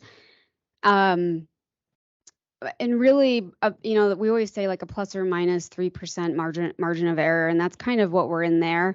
But we do see a little bit of dip nationally with assessment scores. Last year, our first full year out of COVID, we had a lot of room for growth and to make growth.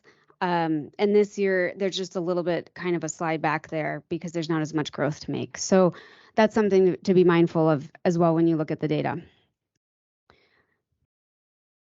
Yeah. So our action plan and the steps that we came up with, it's all grounded in the research of best practice. And so Jocelyn and I have been digging into two seminal authors, Michael Fullan, who does work around change theory, and particularly change theory and reform in education. And then the other seminal author and researcher is John Hattie.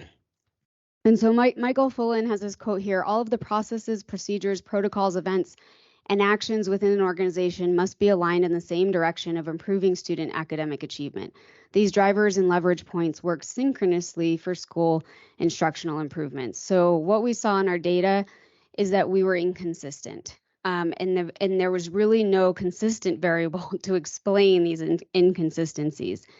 Except that our systems were just not in alignment, right? So we had to figure out, is everyone teaching the same number of minutes for math and reading every day? Is everyone doing win groups for both math and reading every day, right? These are some of the questions we asked with these buildings. And those are the systems that we're looking at. You can go ahead there, Gary. And so Michael Fullan's research is around the idea that if we focus our direction so that we're purpose driven, we have specific goals we're working towards, we have a clear strategy along that will allow us to cultivate collaborative cultures, bring people together, have people talk about what's working, what's not. That gets a deeper learning into what we need to do and why we need to do it, and it secures accountability both internally and externally. Go ahead. Okay, have a quick Yeah. Or just a request. Yeah. Maybe some of the board doesn't have elementary experience, and in high school, and we hear a lot about differentiating and excitement, and as kids have more skills, they get to flourish and go out and do different things. And so a lot of people don't understand why it's so important to have consistency at the elementary level and why that has to happen so that they can flourish later. Do you want to just touch on that so that we're better informed as to why that's important that we follow those systems when the kids are little? Do you want to talk I about? mean, obviously, the first part is just gaps within our own system that we need to avoid. And we've been talking about this for a very long time. It was part of the whole, premise of professional learning communities and the collaborative work that teachers do. Professional development, aligning opportunities for teachers to receive professional development that is geared toward a district-wide priority for, let's say, math or reading. And I guess why it's important at all levels, but at the elementary level we're talking about fundamental components that they need to have to be successful in reading and or math. And they don't necessarily get the opportunity past elementary school to go back and learn those fundamental components. It puts them very behind if they have those kind of gaps. And so what concerns me about that is as we move into middle school and high school with our students is that it creates, for lack of a better way of putting it, tracking systems where you're grouping kids by ability. And in some cases that evolves into students not really ever, experiencing grade level core standards in certain areas because they're so far behind, and they get tracked into a recovery sort of model that follows them all the way through high school. And so it's just critical that the foundational components give equal access to students to understand the curriculum and be successful. That would be the way I guess I would describe it the best, I think you described it really well. So just, because there's kind of like, oh, that's so boring to have to do a lot of, these building block things. It doesn't mean that the WIN groups make it so kids get to go on their own level to a certain degree, but just understanding that is really important, and it's also not boring when you don't know them. It's bucket filling. I mean, it's trying to give every single student in this district the opportunity to learn to the best of their ability. We aren't creating the gaps. We shouldn't be creating the gaps for those kids based on what school they go to or what teacher they have. It should be a level playing field, ideally, right? So that's why, like Caitlin's talking about, a system that's aligned to the same priorities.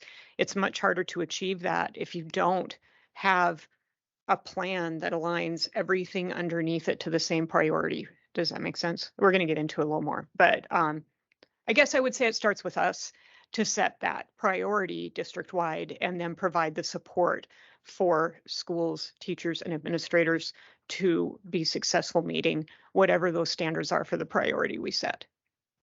Thank you for humoring me with that Oh, divergence. no, you're fine. It's a good question. Okay, so here's what Michael Fullen's talking about, is getting all of your systems in alignment. And if you have coherence of systems, then you'll have results. And the results in this case that we're looking for is increasing student achievement. Initiation can be initiation overload is overwhelming for teachers. And so we really want to lay out like the expectations clearly for them. We want to simplify what to do and when, and then also clarify who will do it. And all of this is our action plan. Okay, our action plan is lining out what we're going to do, who's going to do it, and what's the timeline for getting that done. And that way it's simple and clear what the expectations are. And so what it provides is focused direction to build a collective purpose, right? This idea that we really want to see our student scores go up, and it cultivates a collaborative culture while clarifying individual and team roles. So our action plan and our steps that we decided to take are also heavily embedded with John Hattie's effect sizes, and we've included effect sizes in the action plan. John Hattie has done enormous amounts of research.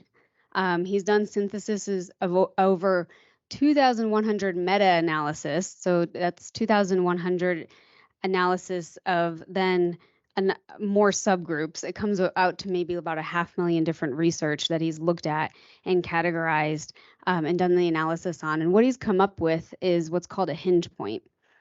And the hinge point is 0.4. And when we choose a best practice that's going to, or any variable that's going to impact a student's performance and education, we wanted to have an effect size of 0.4 or higher. Okay, 0.4 is saying that variable will allow the student to have 1 year's growth in 1 year's time. Anything over 0.4 falls into that zone of desired effects, and you get more than 1 year's growth in one year's time. So the scale that we're measuring on 0.4 is what we're aiming for. So if you have a 0.8 effect size on a variable, you're looking at about 2 years growth in 1 year's time, right? Double that effect there. The highest effect size, so the most impactful variable in a student's education, is collective teacher efficacy. And it falls about 1.57. And collective teacher efficacy is teachers coming together for a common goal. Easiest way to think about this is professional learning communities. That's going to have the greatest effect size and greatest effect on student learning, is teachers coming together to collaborate.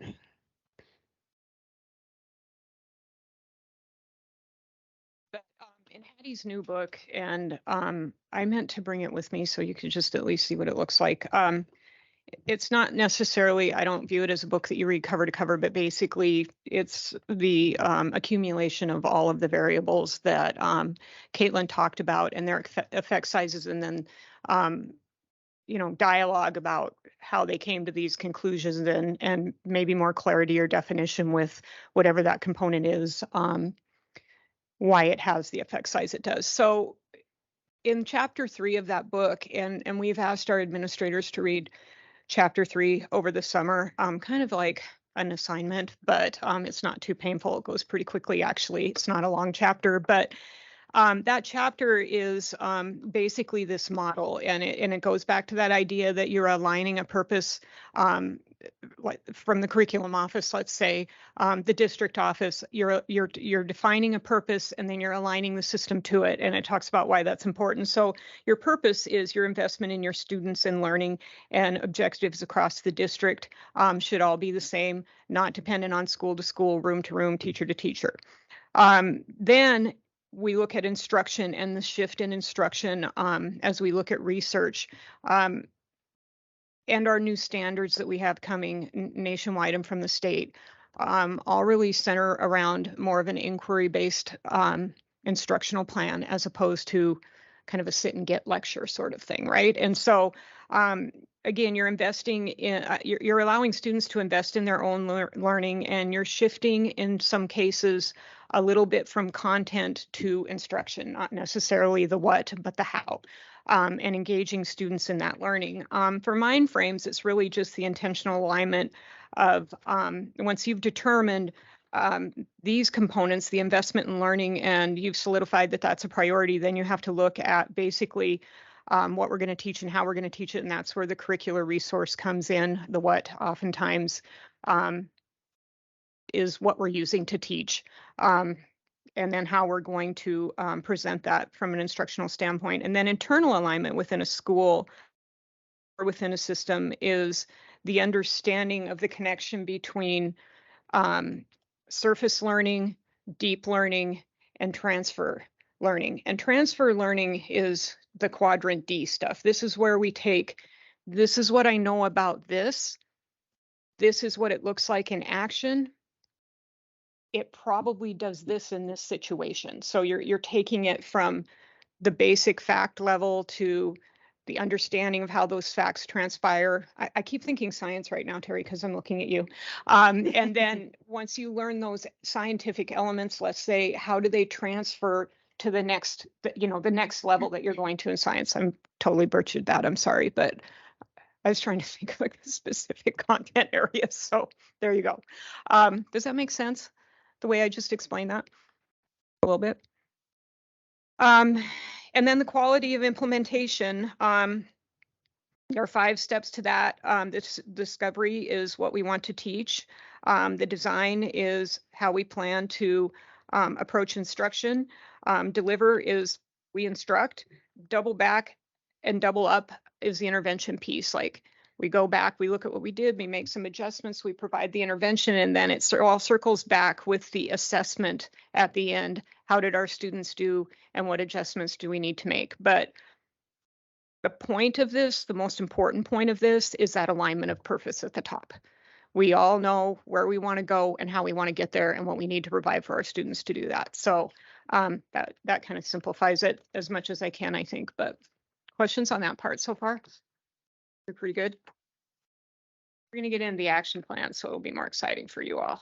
So you can see what it's going to look like, boots on the ground. So you ready? Yeah, I go. Okay, so yeah, we've got this. Yo, okay, so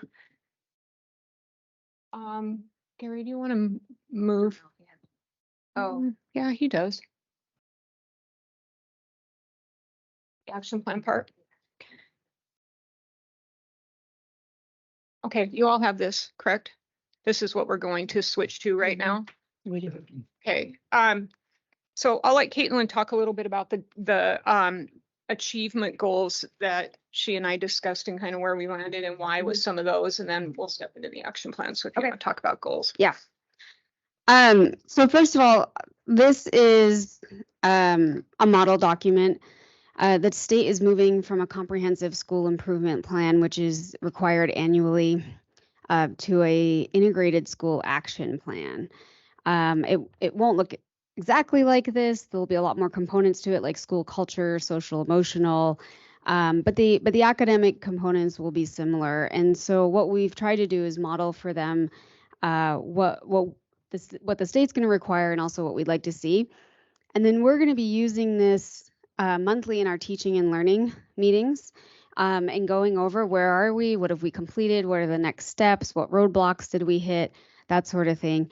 And the schools will be doing the same. The principals will be coming together once a month together with Jocelyn and I, and we have another consultant that's going to be helping us and looking at these action plans and some rubrics that go along with them. And they're going to be doing that with their school leadership teams too. So the student achievement goals, there's 5 goals there. The first 2 goals are the same goals that we had from last year, focusing on our 3rd grade proficiency on iReady in both math and reading. And those goals are important because 3rd grade is that pivotal year for those foundational skills for number sense, for phonics and phonemic awareness in reading.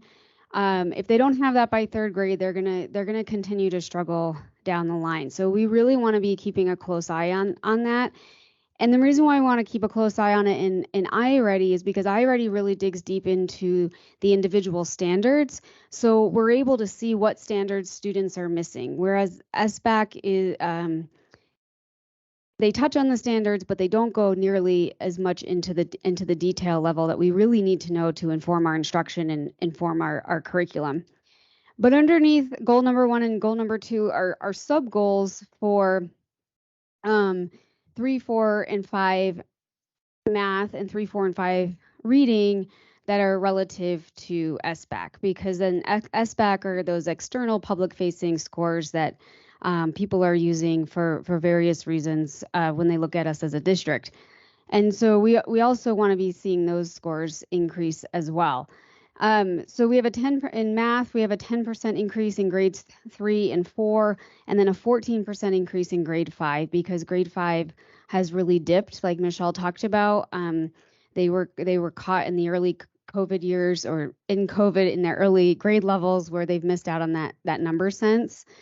So you'll see their 5th grade has a higher math percentage that we'd like to meet. And then the sub goal in ELA SBAC is 10% in each of those grade levels by 2025. So this is a 2-year goal. These are all 2-year goals. And then goals 3 and 4, looking at 7th grade. 7th grade is another pivotal year. So we have 3rd grade, we usually look at 5th grade, and then we want to look at 7th grade too. Because again, those standards are rigorous. And they need to meet certain standards in 7th grade to know that they're going to be successful in the forthcoming grades. So you'll see those there. And then lastly, there's an ACT goal so that we can be looking at our ACT, and it's the percent meeting all 4 benchmarks. Right now, our ACT, all 4 benchmarks is higher than it was in 2018. So our ACT scores are looking really good this year. I believe we ended at 28%. So we have 28% that met all 4 benchmarks on the ACT, and we're looking to increase that to 35% by 2025 in 2 years.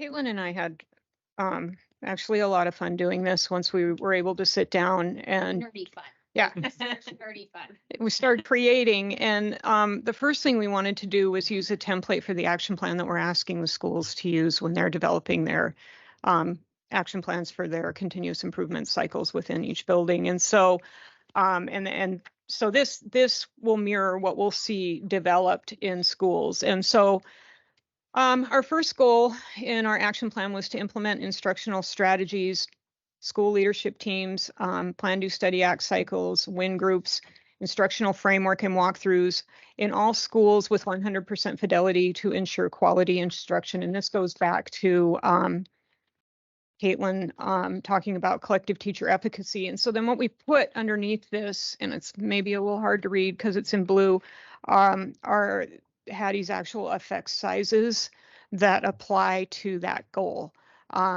And in some cases, you're going to see that it's not just maybe one effect size, but that the goal has 3 or 4 components to it, and they each have their own effect size. So underneath that, then we worked on the steps of implementation, who's responsible, and basically a time frame for during the year when some of this stuff should be done, or that we've kind of accomplished what we want to accomplish for the year with that. And so the first thing I think was pretty exciting is that we're going into the sunset year of that multi-year literacy grant we've had.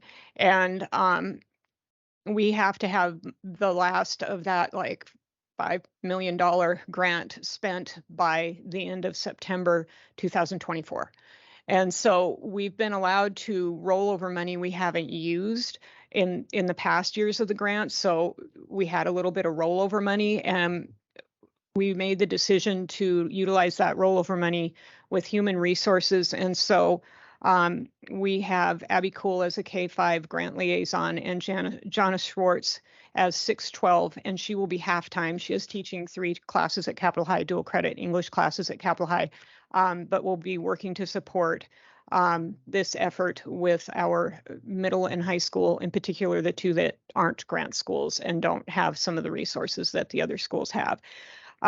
So those folks were brought on board in July, and we've been meeting with the math team to look at where we are and where we need to go. I'll back up just a second and say that as part of that grant, each district by the end of September 2024 has to have a comprehensive pre-K-12 literacy plan in place. It's an OPI requirement. It just so happens that with the new accreditation standards, it's another reason why we have to pull this together. So we wanted to bring these 2 on board, not just to support the systems in the grant schools that are working and that we want to replicate, but also to help finalize with Caitlin and with me and with other instructional coaches in the district that we still have that comprehensive literacy plan, to have it finalized so we can present it to OPI and we'll have it in the district as a guide. So those 2 will be helping with that. So at any rate, then we went down through the steps of the implementation component for goal number 1. There's some acronyms in there. The MCL SDP is the literacy grant, it's the title of it.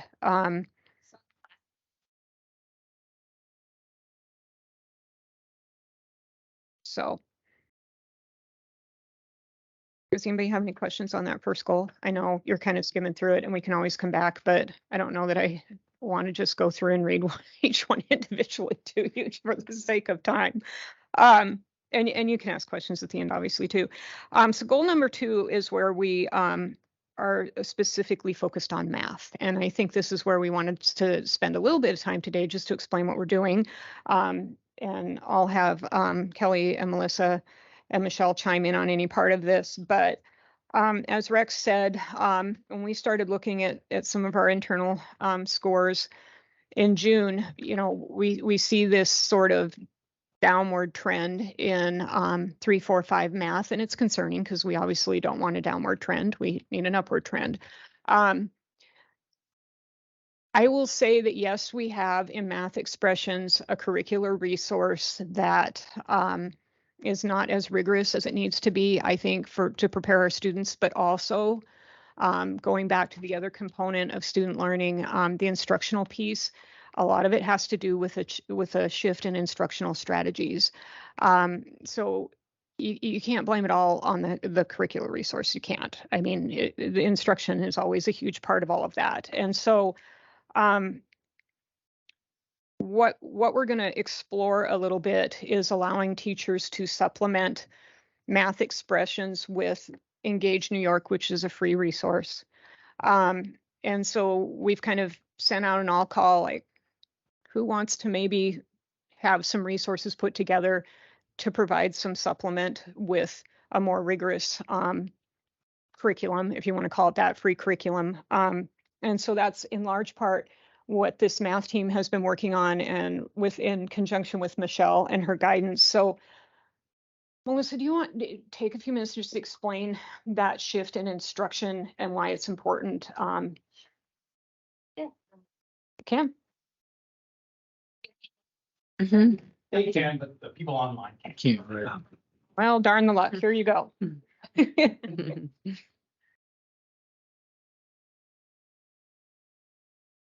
Okay, so I'm going to go back a little bit in history. So when we think about, we go all the way back to 2011 when Montana really first started looking at changing mathematics standards and then ultimately adopting what was then we were calling Common Core standards. We now call them, they're the Montana standards essentially.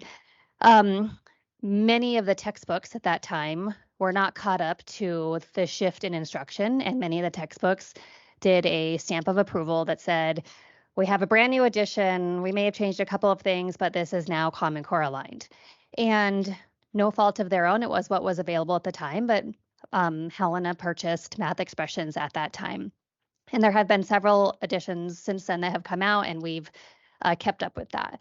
But by and large, I would say that it did not cover these three big shifts that needed to happen. And one of those shifts is focus. And so we know that we need a math curriculum that is focused. The second is coherence. And so our curriculum has to be really coherent, and lessons need to build upon each other from within the grade levels and then vertically from K5. And then we know that the third shift is rigor. And that's really what we see a lot that is missing in Math Expressions is the amount of rigor that the program has. It touches a lot of different things very, I guess I would say thinly. It doesn't go into depth with concepts. And so what happens over time is we have our K5 students getting a lot of instruction, but not in-depth instruction. And so that type of teaching focuses on algorithms and kids memorizing things with very little to no understanding of why the mathematics is actually working. And so we want to shift that instruction and how we're delivering that instruction to more of a conceptual based program, which is what Eureka is. And you're going to hear me say Eureka. You've heard both Jocelyn and Caitlin say Engage New York. They're essentially the same thing. In the materials that we've prepared for Helena teachers, we're calling it mostly Eureka, mostly because there are some online resources that call it Eureka, and so we're going to use the words Eureka. But essentially, with Eureka Math, a daily lesson would entail teachers and students engaging in an opening activity that focuses on number sense or fluency. And so we use those words kind of interchangeably sometimes, but so students are starting the lesson right away with really reviewing or getting new information about number sense. And they have a quick dialogue. It's like a 10 to 15 minute opportunity depending on the lesson. The next part of the lesson is the real meat and potatoes of the lesson, and it's the concept development. And in that part of the lesson, students and teachers are really active, engaged. It's hands-on, depending on what lesson it is, obviously. It depends on how much direct instruction versus group activity or partner work and how much students are interacting with each other. But it's really this time to explore the mathematics, think about why it's working in this lesson, make connections to prior lessons, and then think about how it's going to carry forward to future lessons.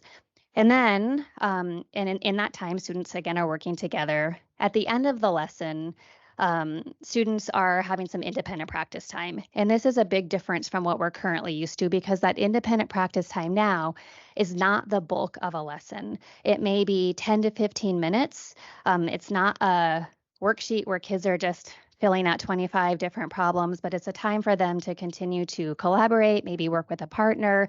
But during that time, as the conceptual development was happening, the teachers doing some really thoughtful reflection and analysis and taking a pulse of the students about who's maybe struggling and who needs more help. And so while students then have that independent practice time, it gives the teacher an additional 10 to 15 minutes to pull kids or pull groups of kids and firm up the concept that was being taught for that day. The lesson then ends with sort of a whole group debrief and really pinpointing like what was the goal of the lesson, and an exit ticket to see who's mastered that for the day. That was a lot. Okay. Michelle, did you want to add anything before I just kind of go over these steps really quickly?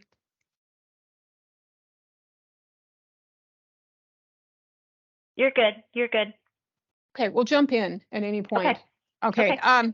So I'll go through these quickly. So based on looking at our data and thinking about how we have to make this shift and the resources we need to provide, I will say Michelle's been with us going on 3 years now and has provided professional development kindergarten through 5th grade, and actually has worked on standards alignment with our middle school and high school folks. But she has been here providing training for teachers in this kind of instructional shift in the use of manipulatives, which we were able with some of our title and ESSER money to purchase these kits for each teacher across the district that have the manipulatives they need for that grade level to help with math instruction. And so we've kind of got the stage set for some of this. But so the first part was to hire an internal resource that will be in buildings helping to model and coach teachers with the shift in instruction and understanding the rigor and how it will tie together for our students K-5 and across the district for each grade level.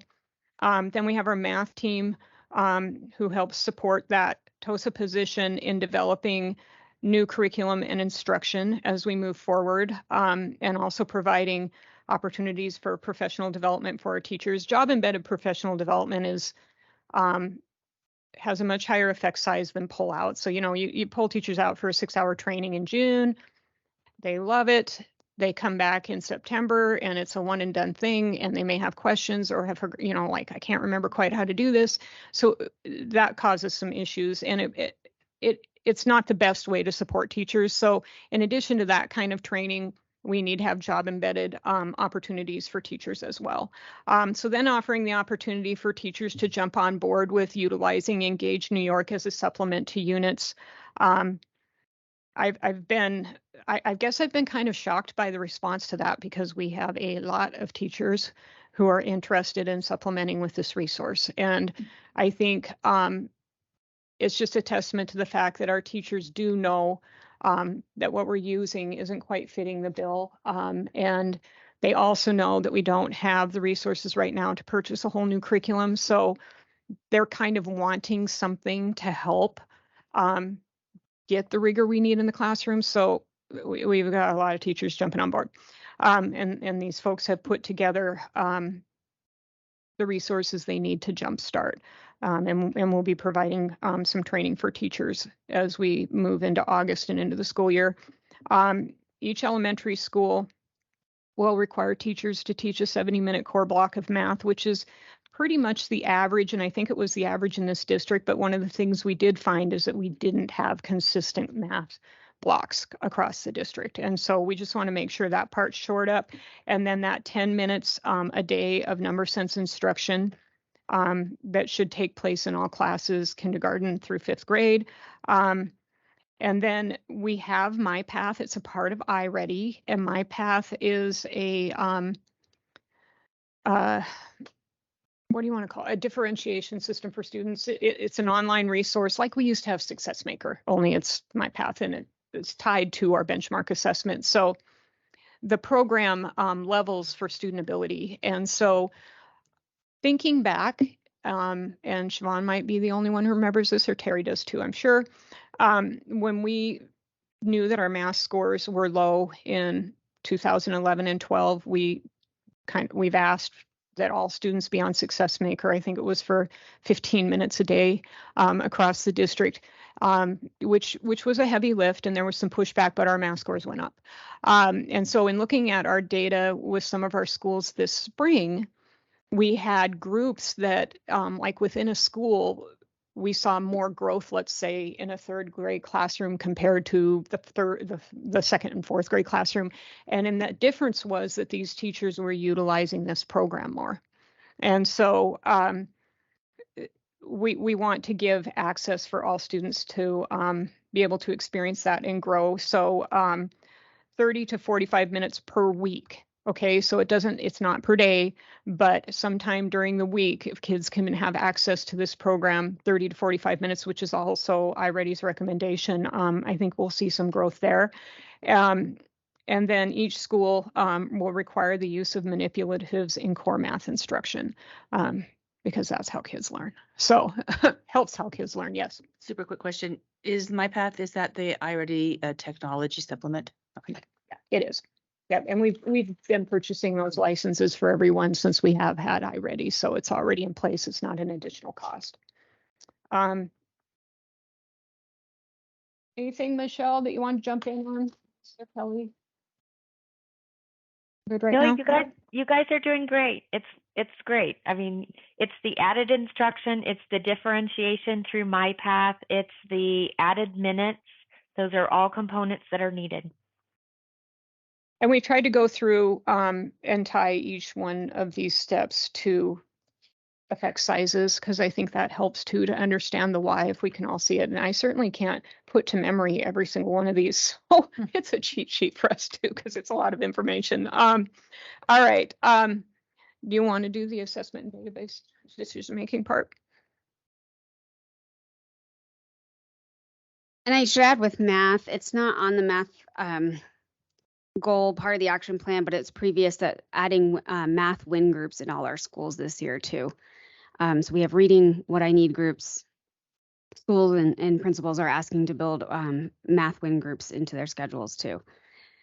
So our next goal, assessment database decision making, 2 parts to this goal. Each building has a school leadership team that meets monthly and reviews action plans, student data, and assesses progress towards their own goals in the school.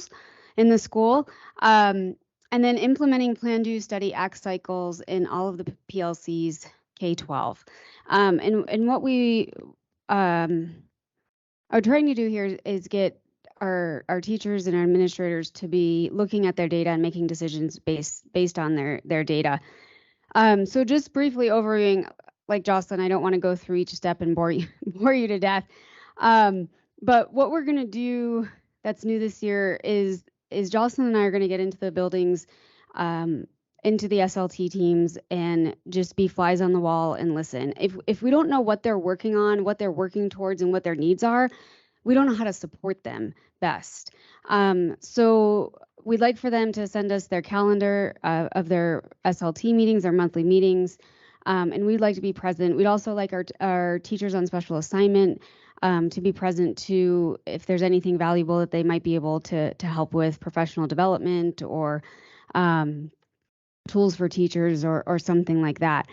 The action plans, formerly called CSIPs, now they're the integrated action plan, which is what we're modeling here. We'd like them to share that with us in OneDrive so that we can be following along and seeing where they are in their action plans and what they're doing with their SLTs. So again, just another feedback tool so that we can see how we can best support them and what they might need.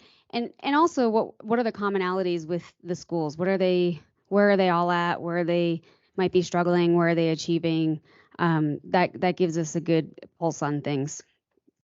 And then lastly, supporting principals with developing PDSAs for PLC groups. And so what we really want, there's standards for I think all curricular areas, K-12, and we want teachers looking at those standards, looking at their common unit assessments and determining what do they need to reteach, what do kids need enrichment in, what standards might they be missing. So just another tool to guide the questions during PLC time.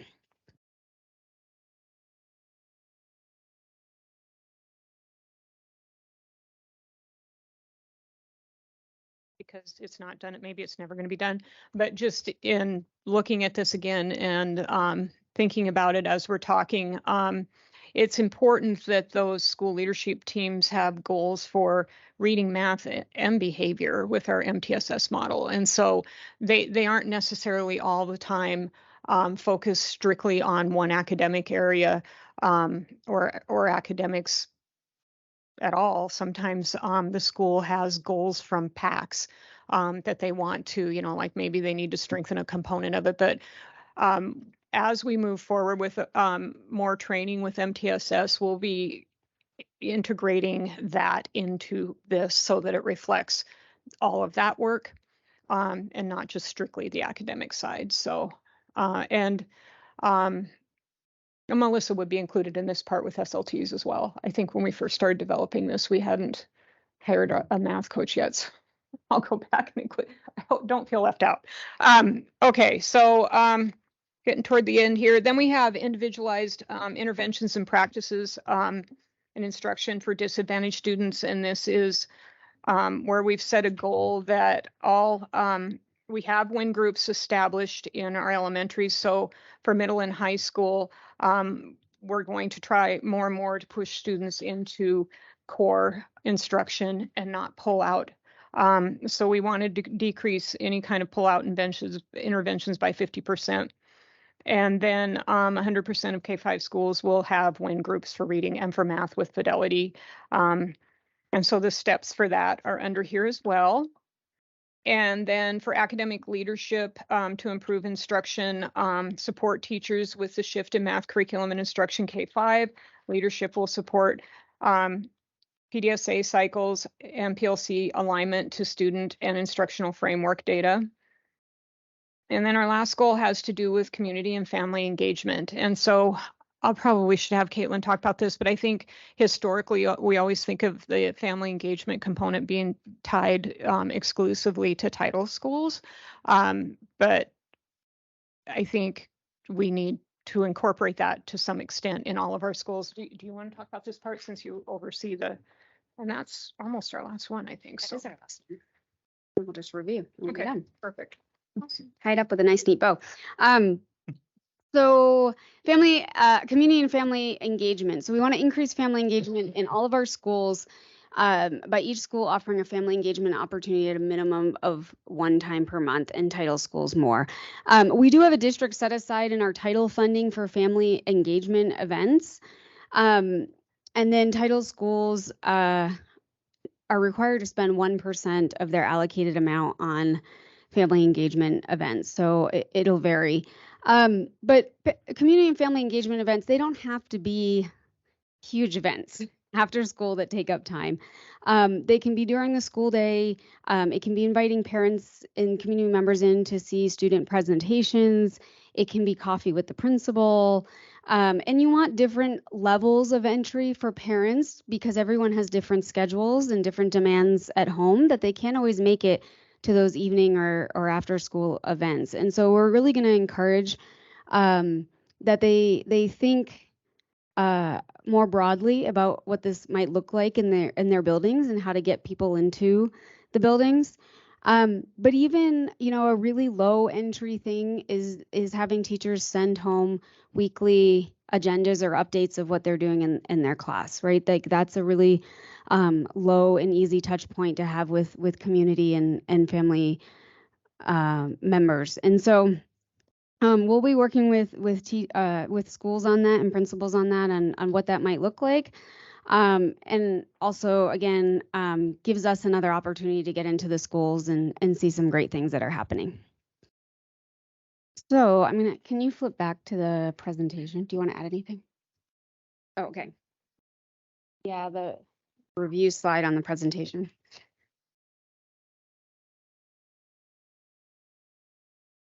There you go. Perfect. Okay, I'll start. You can jump in. So that was a lot of information, a lot at once. You have 4 large packets sitting in front of you. So we're just going to recap some of the highlights of where we're going with this so that hopefully when we're in the same place a year from now, we have different results that we're looking at. So the first is we hired a K-5 math TOSA, which is Melissa right over here. We hired 2 literacy grant TOSAs, one full-time K-5, one part-time 612. They're going to help close out the literacy grant, put together that comprehensive literacy plan for the district, now a requirement of accreditation under Chapter 55, and then also support our non-grant schools and implementation of systems. We're going to have curriculum and assessment monthly meetings with administrators.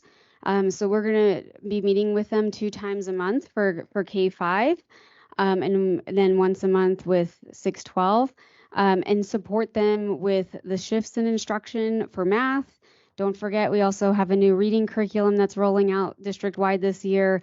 So we want to make sure that the principals are comfortable and strong when they're leading and supporting teachers in their and staff in their buildings.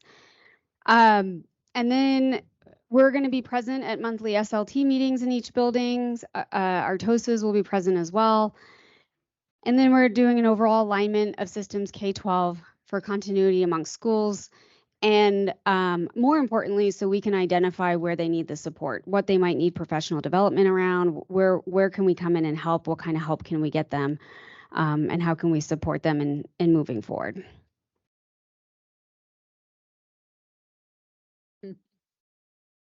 Questions?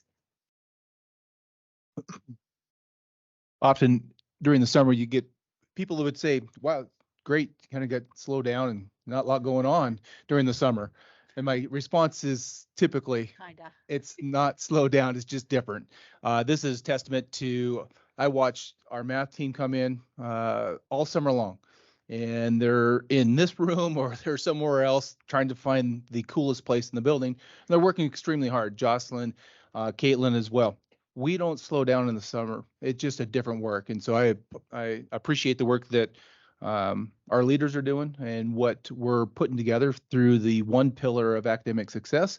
It's coming to get fleshed out. So I appreciate the efforts. Thank you. I think as you're thinking about your questions, and I'll take advantage of the pause here.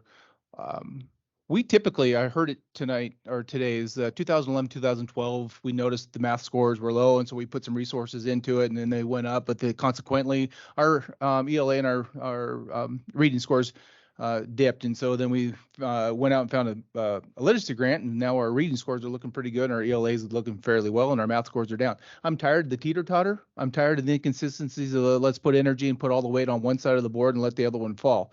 And so we have pushed pretty hard that now we've got both sides. Well, I don't know if they're balanced, but we're getting them balanced. And I don't want to let go of the ability to stay focused on both or all components of our academic success. I think from my perspective and as a superintendent, I want consistencies across the district. And that means that we are teaching 70 minutes of block time of math and not 40 in one building and 70 at the other, is that we get more consistent. And there's obviously lots of reasons. And if you will, the effect size is probably pretty high. Our time, curriculum, resources all need to be fairly specifically consistent across the district. I got to say in lockstep and say the same words at the same time, but we certainly need to get more consistent of what each other's doing. And I appreciate the effort. What's going on in the district and where are we seeing pockets of success and what's happening, and utilizing that success, that advantage to the rest of our district on how we move forward. So did I give you enough time for a question? What I've got. I think the other thing, that's a great point, Trustee Beaver, is that this takes a while to digest. It did for me as well. So maybe you can sit on these for a while and we always can come back. Remember, this is item from information. It's not an approval. We're moving forward, but if you need to know more, we can do that. And I think the teaching and learning will flesh a lot of this out as we move forward. I have plenty to say, so yeah, go ahead. Just some of the really positive things that I loved about just participating in this today. I love the fact that we're an anomaly. There's so much data to support that if you don't get to a certain spot at third grade, that is doom and gloom. And we're popping them out the other end really strong. So kudos to our system, despite the fact that there's some real indicated needs of improvement. I love the fact that I believe how data should be used. First of all, you looked at what was working within our system, not from some national data, which is also really valuable too, but, go to people and say like, why are your fraction scores so high? What are you doing? And then trying to implement that in the other buildings. The other one, and, perhaps it's been happening more than people think, or maybe that I think, just a really solid inclusion of principals, the building principals. The educational data is very clear that the most important part of learning collectively is the teachers. They're where the rubber hits the road and where the delivery is. But what I have read is the single person who has the most impact is not the central office, and it's not the teacher, it's the building principal to really make it happen. So that's really exciting. And it seems like it has kind of progress monitoring in a way. So you're keeping up with it throughout the year. I think that getting the central office into the building is just absolutely critical, so that you're taking that collaborative approach one step further, so it doesn't feel like a dictated mandate. You're working together for the good of the kids. And then I just had a couple questions, and they're not concerns, but just, it's just really, I think, a really hard time because, there's a lot of the teachers, I think, in general, have been through a lot of stress. And even though I don't want to use the C word, the COVID word, because I'm tired of it, but we know that there's a lot of fatigue still.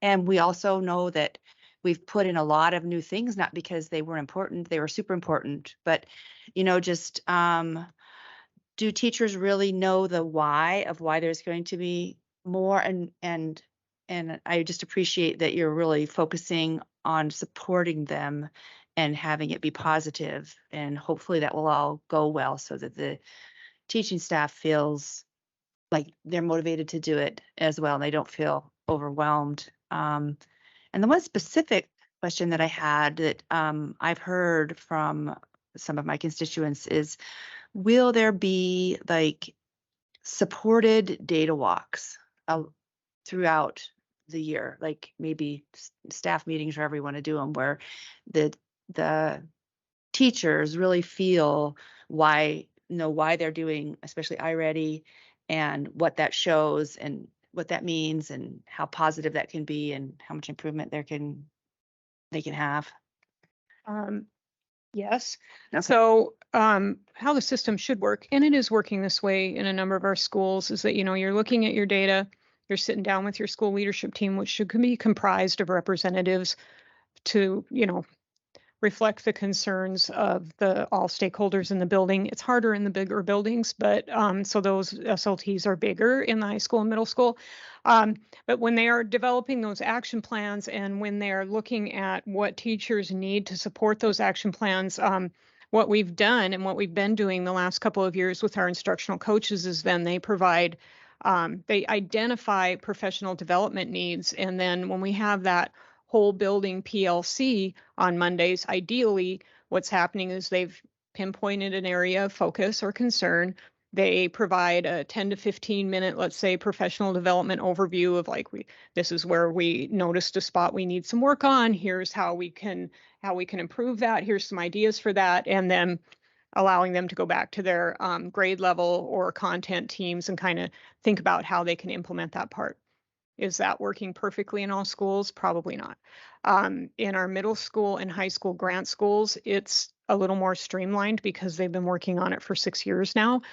So we're kind of in the infancy stages, right now with CR and capital. And it's not a matter of playing catch up, but you're right, the why is really important. And I think that we have a lot of work to do in those two schools in particular to just really kind of like slow down, step back, and talk again about why these things are important. Why is instructional framework important? How can walkthroughs help support not only teachers, but student learning?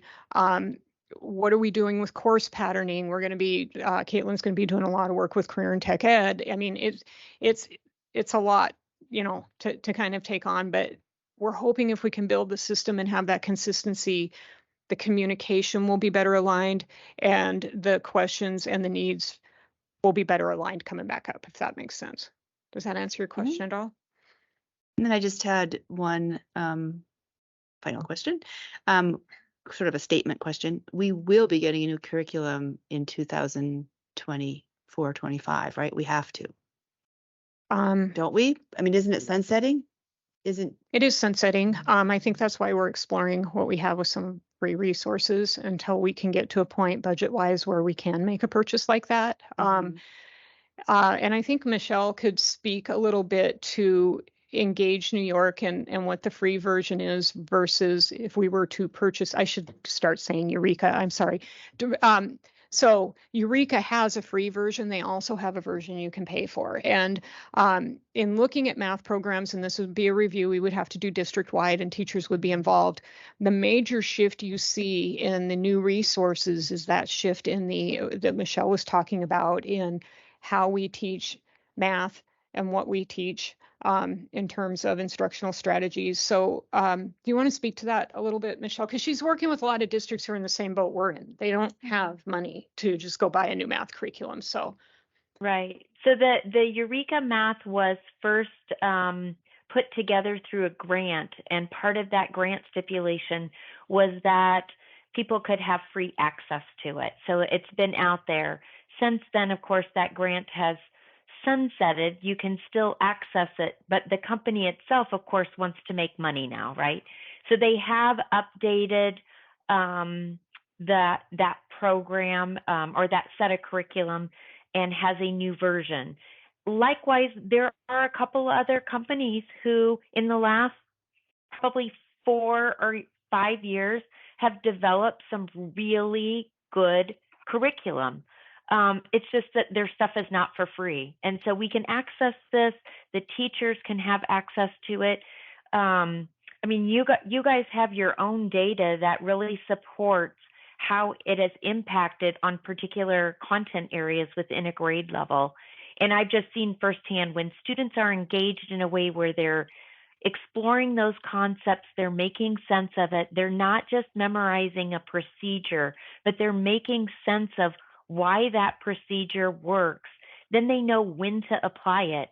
By the time we get to 4th and 5th grade, some of these kids, they can't memorize all those procedures. They just, it's too much for them to just memorize. They have to understand the why. They have to understand how to recall it or how to draw a picture to help them do that.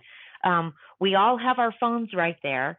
And part of the 6th, 7th, and 8th successes are SBAC turns the calculator on for kids because they're at 6th grade. We are more concerned now about, can they do the problem solving? Can they apply how to add, subtract, multiply, and divide? So they have that calculator piece on for that. But before that, they don't. And so it is important to build that number sense and to make sense of numbers that if I am going to use a calculator, I have a reasonableness of what my answer should be prior to me punching a number in case I hit my fat finger on the wrong key. So I should understand what I should be getting as a solution. So I also want to just say something really quick because I forgot this earlier when Caitlin was talking about the 6-8 data. The 6th through high school teachers, they met with me every month faithfully for an entire year for 3 to 4 hours, where we really dug into the meaning of their standards and made some hard decisions, some things that sites were strong and fast on to make more equitable opportunities for all kids at their school sites. And what that was, and I feel like those decisions about taking off all of these different leveled classes and getting more kids into grade level curriculum, and then for those that maybe were behind, having an additional support is a strong indicator of why you guys are seeing all that growth in 6th through 8th as well, is you've got kids getting access to grade level content now. So. And I would say too, Siobhan, like if we can't purchase a new curriculum, this feels like a good in-between step. And what it will do, if nothing else, well, first of all, it should help our students and we should be seeing more growth. But when we do get to the point where we're looking at programs to purchase, this will have better prepared teachers for the shift in instruction that those curriculums are going to require if we're going to do them successfully. So it feels like a good in-between step until we can get to the point where we're going to purchase something. But we had, and I was not always aware of this, so I'll just say I wasn't in most cases. We had teachers who were already doing a lot of supplementing with Engage New York in the district, and you can see in our data, you can see those classes. And so that, because at first it was like, no, we're going to use it with Fidelity. I mean, that's what we've always talked about. We have math expressions, but honestly, when we sat down this spring and started looking at it, I had to eat my words. I mean, if you've got it sitting right there in front of you and you can see that the students are successful and they've had growth and this is what the teacher did, why wouldn't we offer that to every single kid in the district as an opportunity? That was a shift for me. That was kind of one of those, maybe what I've been saying for the last couple of years isn't exactly accurate. So maybe we can do a little playing around with some other things. So it was good to see that, I think. Probably a little both. It's Hmm? probably a little both. It's just old and has holes in it. It just is. Yeah, it just is. So The the type of learning that we're expecting from kids in math is it's really beyond me. The process that you described is fine for me in science, in which you learn whatever. You learn what I know. You learn what you know. And then the next step is to be able to interpolate further that you have, since I know this, oh boy, now I know this too. And then to go another step further and to synthesize all of that thought is possible for me in science, but boy, it's really tough in math to synthesize thought in math. I have never gotten there.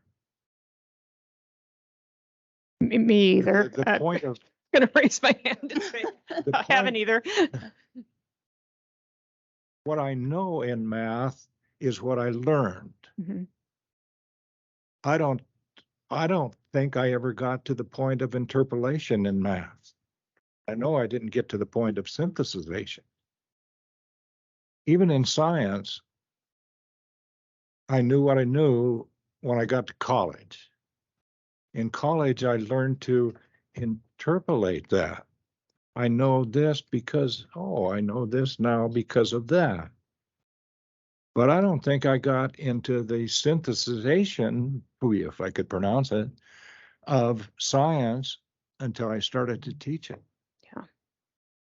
And now to take a fifth grader and put all of those together for that fifth grader in math seems impossible for me. This is no indication of your age, Terry, but you're old. Like, yeah, very true. and so my point would be is that I never put a seatbelt on. It's nature. It's common sense now for a young person just to throw their seatbelt on. It's just what they do. They don't sleep in the back window like I did, right? Math has always been structure. It's never been one of coming to an understanding like science. Science, we could see outer space and we wondered what was out there. I can't touch it, but we can think about it. Math has never been that way until now. I think the practice has changed. The methodology has changed, that it's no longer what's concrete in front of you. It's the building block. So I didn't get it. You didn't get it. Jocelyn didn't get it, but the kids are now. So I think the change in practice has, the concept has changed on how we identify math versus what it used to be like with science. So I think there has been a change, and I don't think the kids are going to have a hard time figuring it out because that's the way that we're teaching it. We just never were taught that way. You and I had a calculator most of the time, and we move forward. At the most. Yeah. Yeah, we're no calculator. It's just different. When I think Michelle can speak to that shift in what she sees in other districts with the kids, because I know what you're saying, Terry. It blows my mind. Like it's not my area. But right? it becomes normal. It will. It is what it is. So I would just describe it as most of us and myself, like I wouldn't have stayed a math major if my calculus teacher didn't reteach me. We learned and memorized procedures. What we were never taught is the concepts. And when we don't understand the concept and how it relates to the procedure, then we lack the ability to apply it and apply it in new situations. And that's what I hear us all describing. And I had the same experience. I just was fortunate that I had a calculus teacher that retaught me all of the K-12 concepts so that I could actually stay in calculus, or I don't know where I'd be today, because I was in second grade, I was going to be a math teacher. But I didn't learn any of those things. And so now it is all like, our world now is about application. We don't, you know, we have artificial intelligence that can do every calculation. So it's not about memorizing procedures. It's knowing when to apply what procedures and why. And that is a huge mental shift. You know, I mean, we hate to talk about COVID, but if COVID's brought one thing, like, we better understand data. We better understand when data's in front of us and it's telling a story, or if somebody's trying to get us to think it's telling a story when it's not really telling that story, because they've managed to manipulate the data in some way. That's the application level that we've got to have all of our kids getting to. And I think that there's a fairly robust conversation going on at the high school about, and Adam's on here, and thank you, Adam, for being here, because I know you have some busy things going on, but he and I have been in email conversation about this, some of these topics. And well, you know, Adam, if you want to speak to what you know, any of this, go ahead and raise your hand, because you articulate very well. And of course, I'm not always sure even what you're saying, because this is something you've been studying for quite a while. But our conversation started with, I sent an article to him about the shift in California with their new framework for math instruction. And it's got some components that are pretty controversial. And Adam had been following that. And so I've invited him to be on board or participate and listen to some of these discussions, because it filters up, right? Like, we can shore up K-5, but then it's going to adjust some things in 6-8, and it might adjust some things in 9-12, because the kids are coming in prepared differently. And so how do you implement inquiry into all levels of math in the high school? I think that's a challenge. And in some cases, maybe it's not the best way. You know, the use of some of the course patterning now, I think there are concerns that it will or won't roadblock kids from getting to really high levels of math in high school so that they can move forward in college faster. So these are all, and Michelle's had these conversations with folks too. These are all conversations that, if they're not already happening in the high schools, middle schools and high schools, they are going to be happening. And so I welcome input from folks who are at that level and teaching at that level and wrestling with these things, just like we are, because I need their expertise. And so, again, thanks for being here to listen, Adam. I respect the people in the field who are doing this at that level, and I need their voice in the room. And right now, the focus is very much kind of K-5, because that's where we're seeing the downward trend. But we can't just ignore the other levels either. They have to be part of the conversation. So, all right. Did you have a comment, question? Quick comment, and not really a question, but first, I am really impressed by all of this. I'm impressed by the amount of intelligence and intent, and I don't want to use the word alarm, but that you saw something that didn't make sense and went all the way into it to figure out what was going on and how we're going to change it. And it's really, really impressive. And as to the point about math in particular, it's one of the great ironies that I've experienced on the board is that there is kind of a cynicism that things were better back then. And they totally were not better back then. And you really can't convince people of that. And one of the reasons you can't convince them of that is that back then we were just like, hey, let's play around the world, and you can spit out what 7 times 5 looks like, because you just know, you're almost just like encoding just the image, and you know the next image. You don't know how multiplication even really works. And that's how I was educated. I mean, I believed I didn't like math to the very moment in which I am currently speaking, because I didn't really understand what math really was. It was a topic in school that I had to memorize a bunch of stuff. And like Michelle, what you were saying, when you were good at memorizing things and it's even physically possible, or I guess theoretically possible to memorize the things that are required, but you reach a point where you can't anymore. It's like learning any language. You can't memorize every word in Spanish and what it means in English and become fluent that way. But the standard of rigor, which didn't even exist before, is so complex that while it's prompted innovation like this, and we've seen real growth, it also, one of the biggest innovations is a way for everyone to feel bad all the time.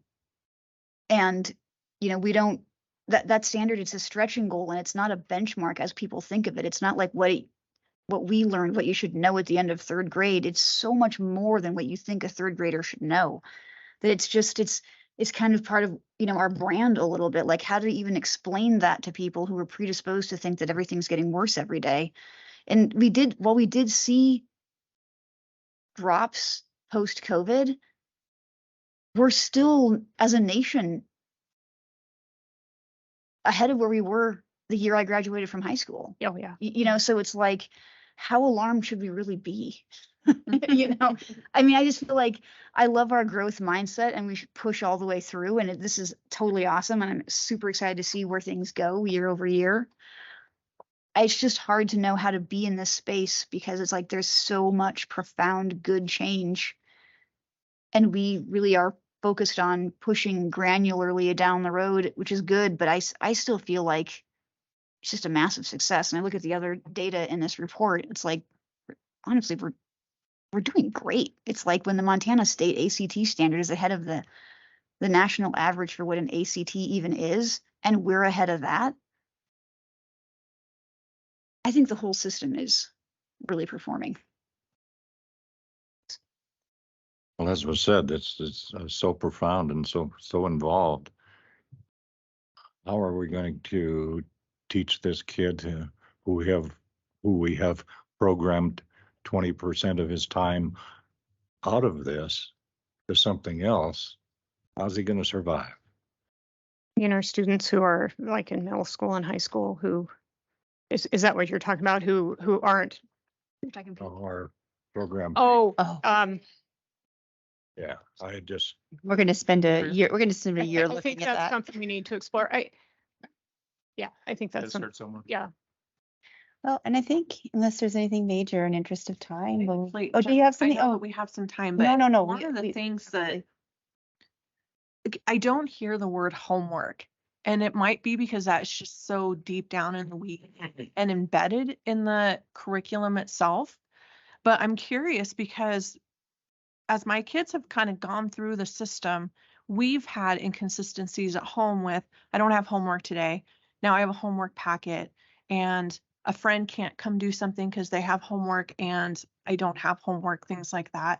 So I think as we've found inconsistencies in other areas, I'm wondering if that too is a consideration on how everyone is going to be shifting to something that matters. And then just one other comment with that is the family engagement piece of it. One of the ways that I knew what my kids were doing is because they brought homework home and I had to help them get through those pieces. And then I knew this is what they're working on. This is the book that they're reading. And I know that there should be avenues and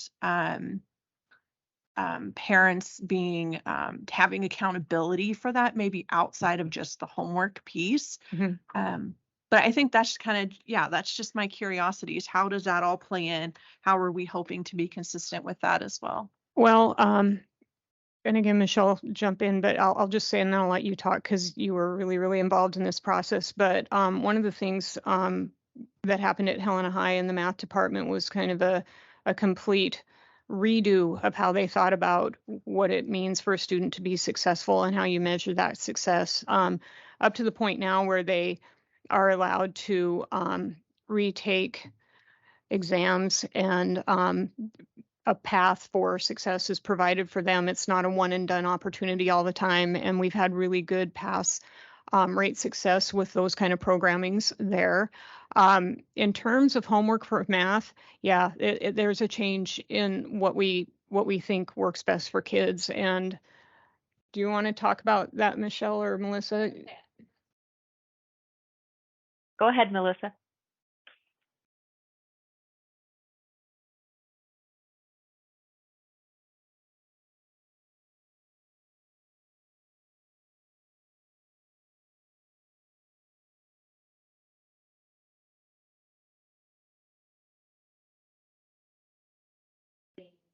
Necessarily help develop that concept. For some kids, yes, but in general, we have much better ways to stay connected with families and let them know what's going on, like whether it's here's a game you might want to play to help develop that concept rather than a page of problems.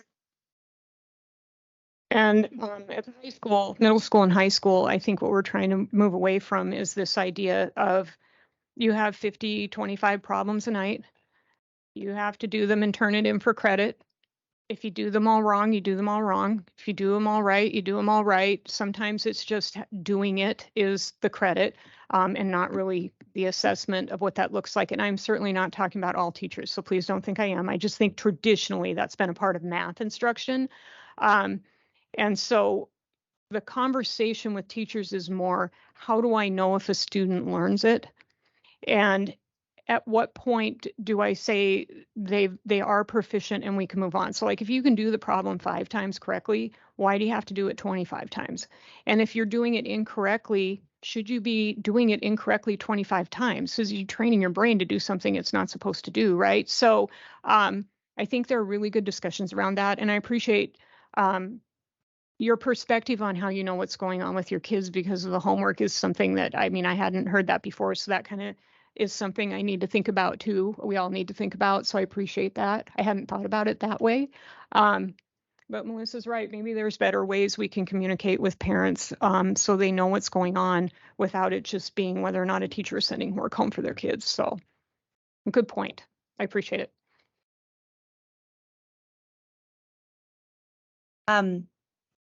Maybe, I know there's one volunteer, that would be me. It would be really informative for the board to have like a lower elementary, middle, and a high school, like invite to a classroom that teaches math. And I think you would be blown away by what a 2nd and 3rd grader can do at the level they're working with the quadrants. And it might be fun for the board just to go and see that in action. Yeah, Melissa can help coordinate that. Yeah, I think that would be, I would love that. So. Have we had enough fun today? Thank you very much, Michelle, and thank you for your patience and learning about all our nuts and bolts of our current district situation. I appreciate it and all your input. Is there anything else that we need to talk about before I adjourn? Nope. Thank you for the great presentation. That was a lot of work. This meeting is adjourned.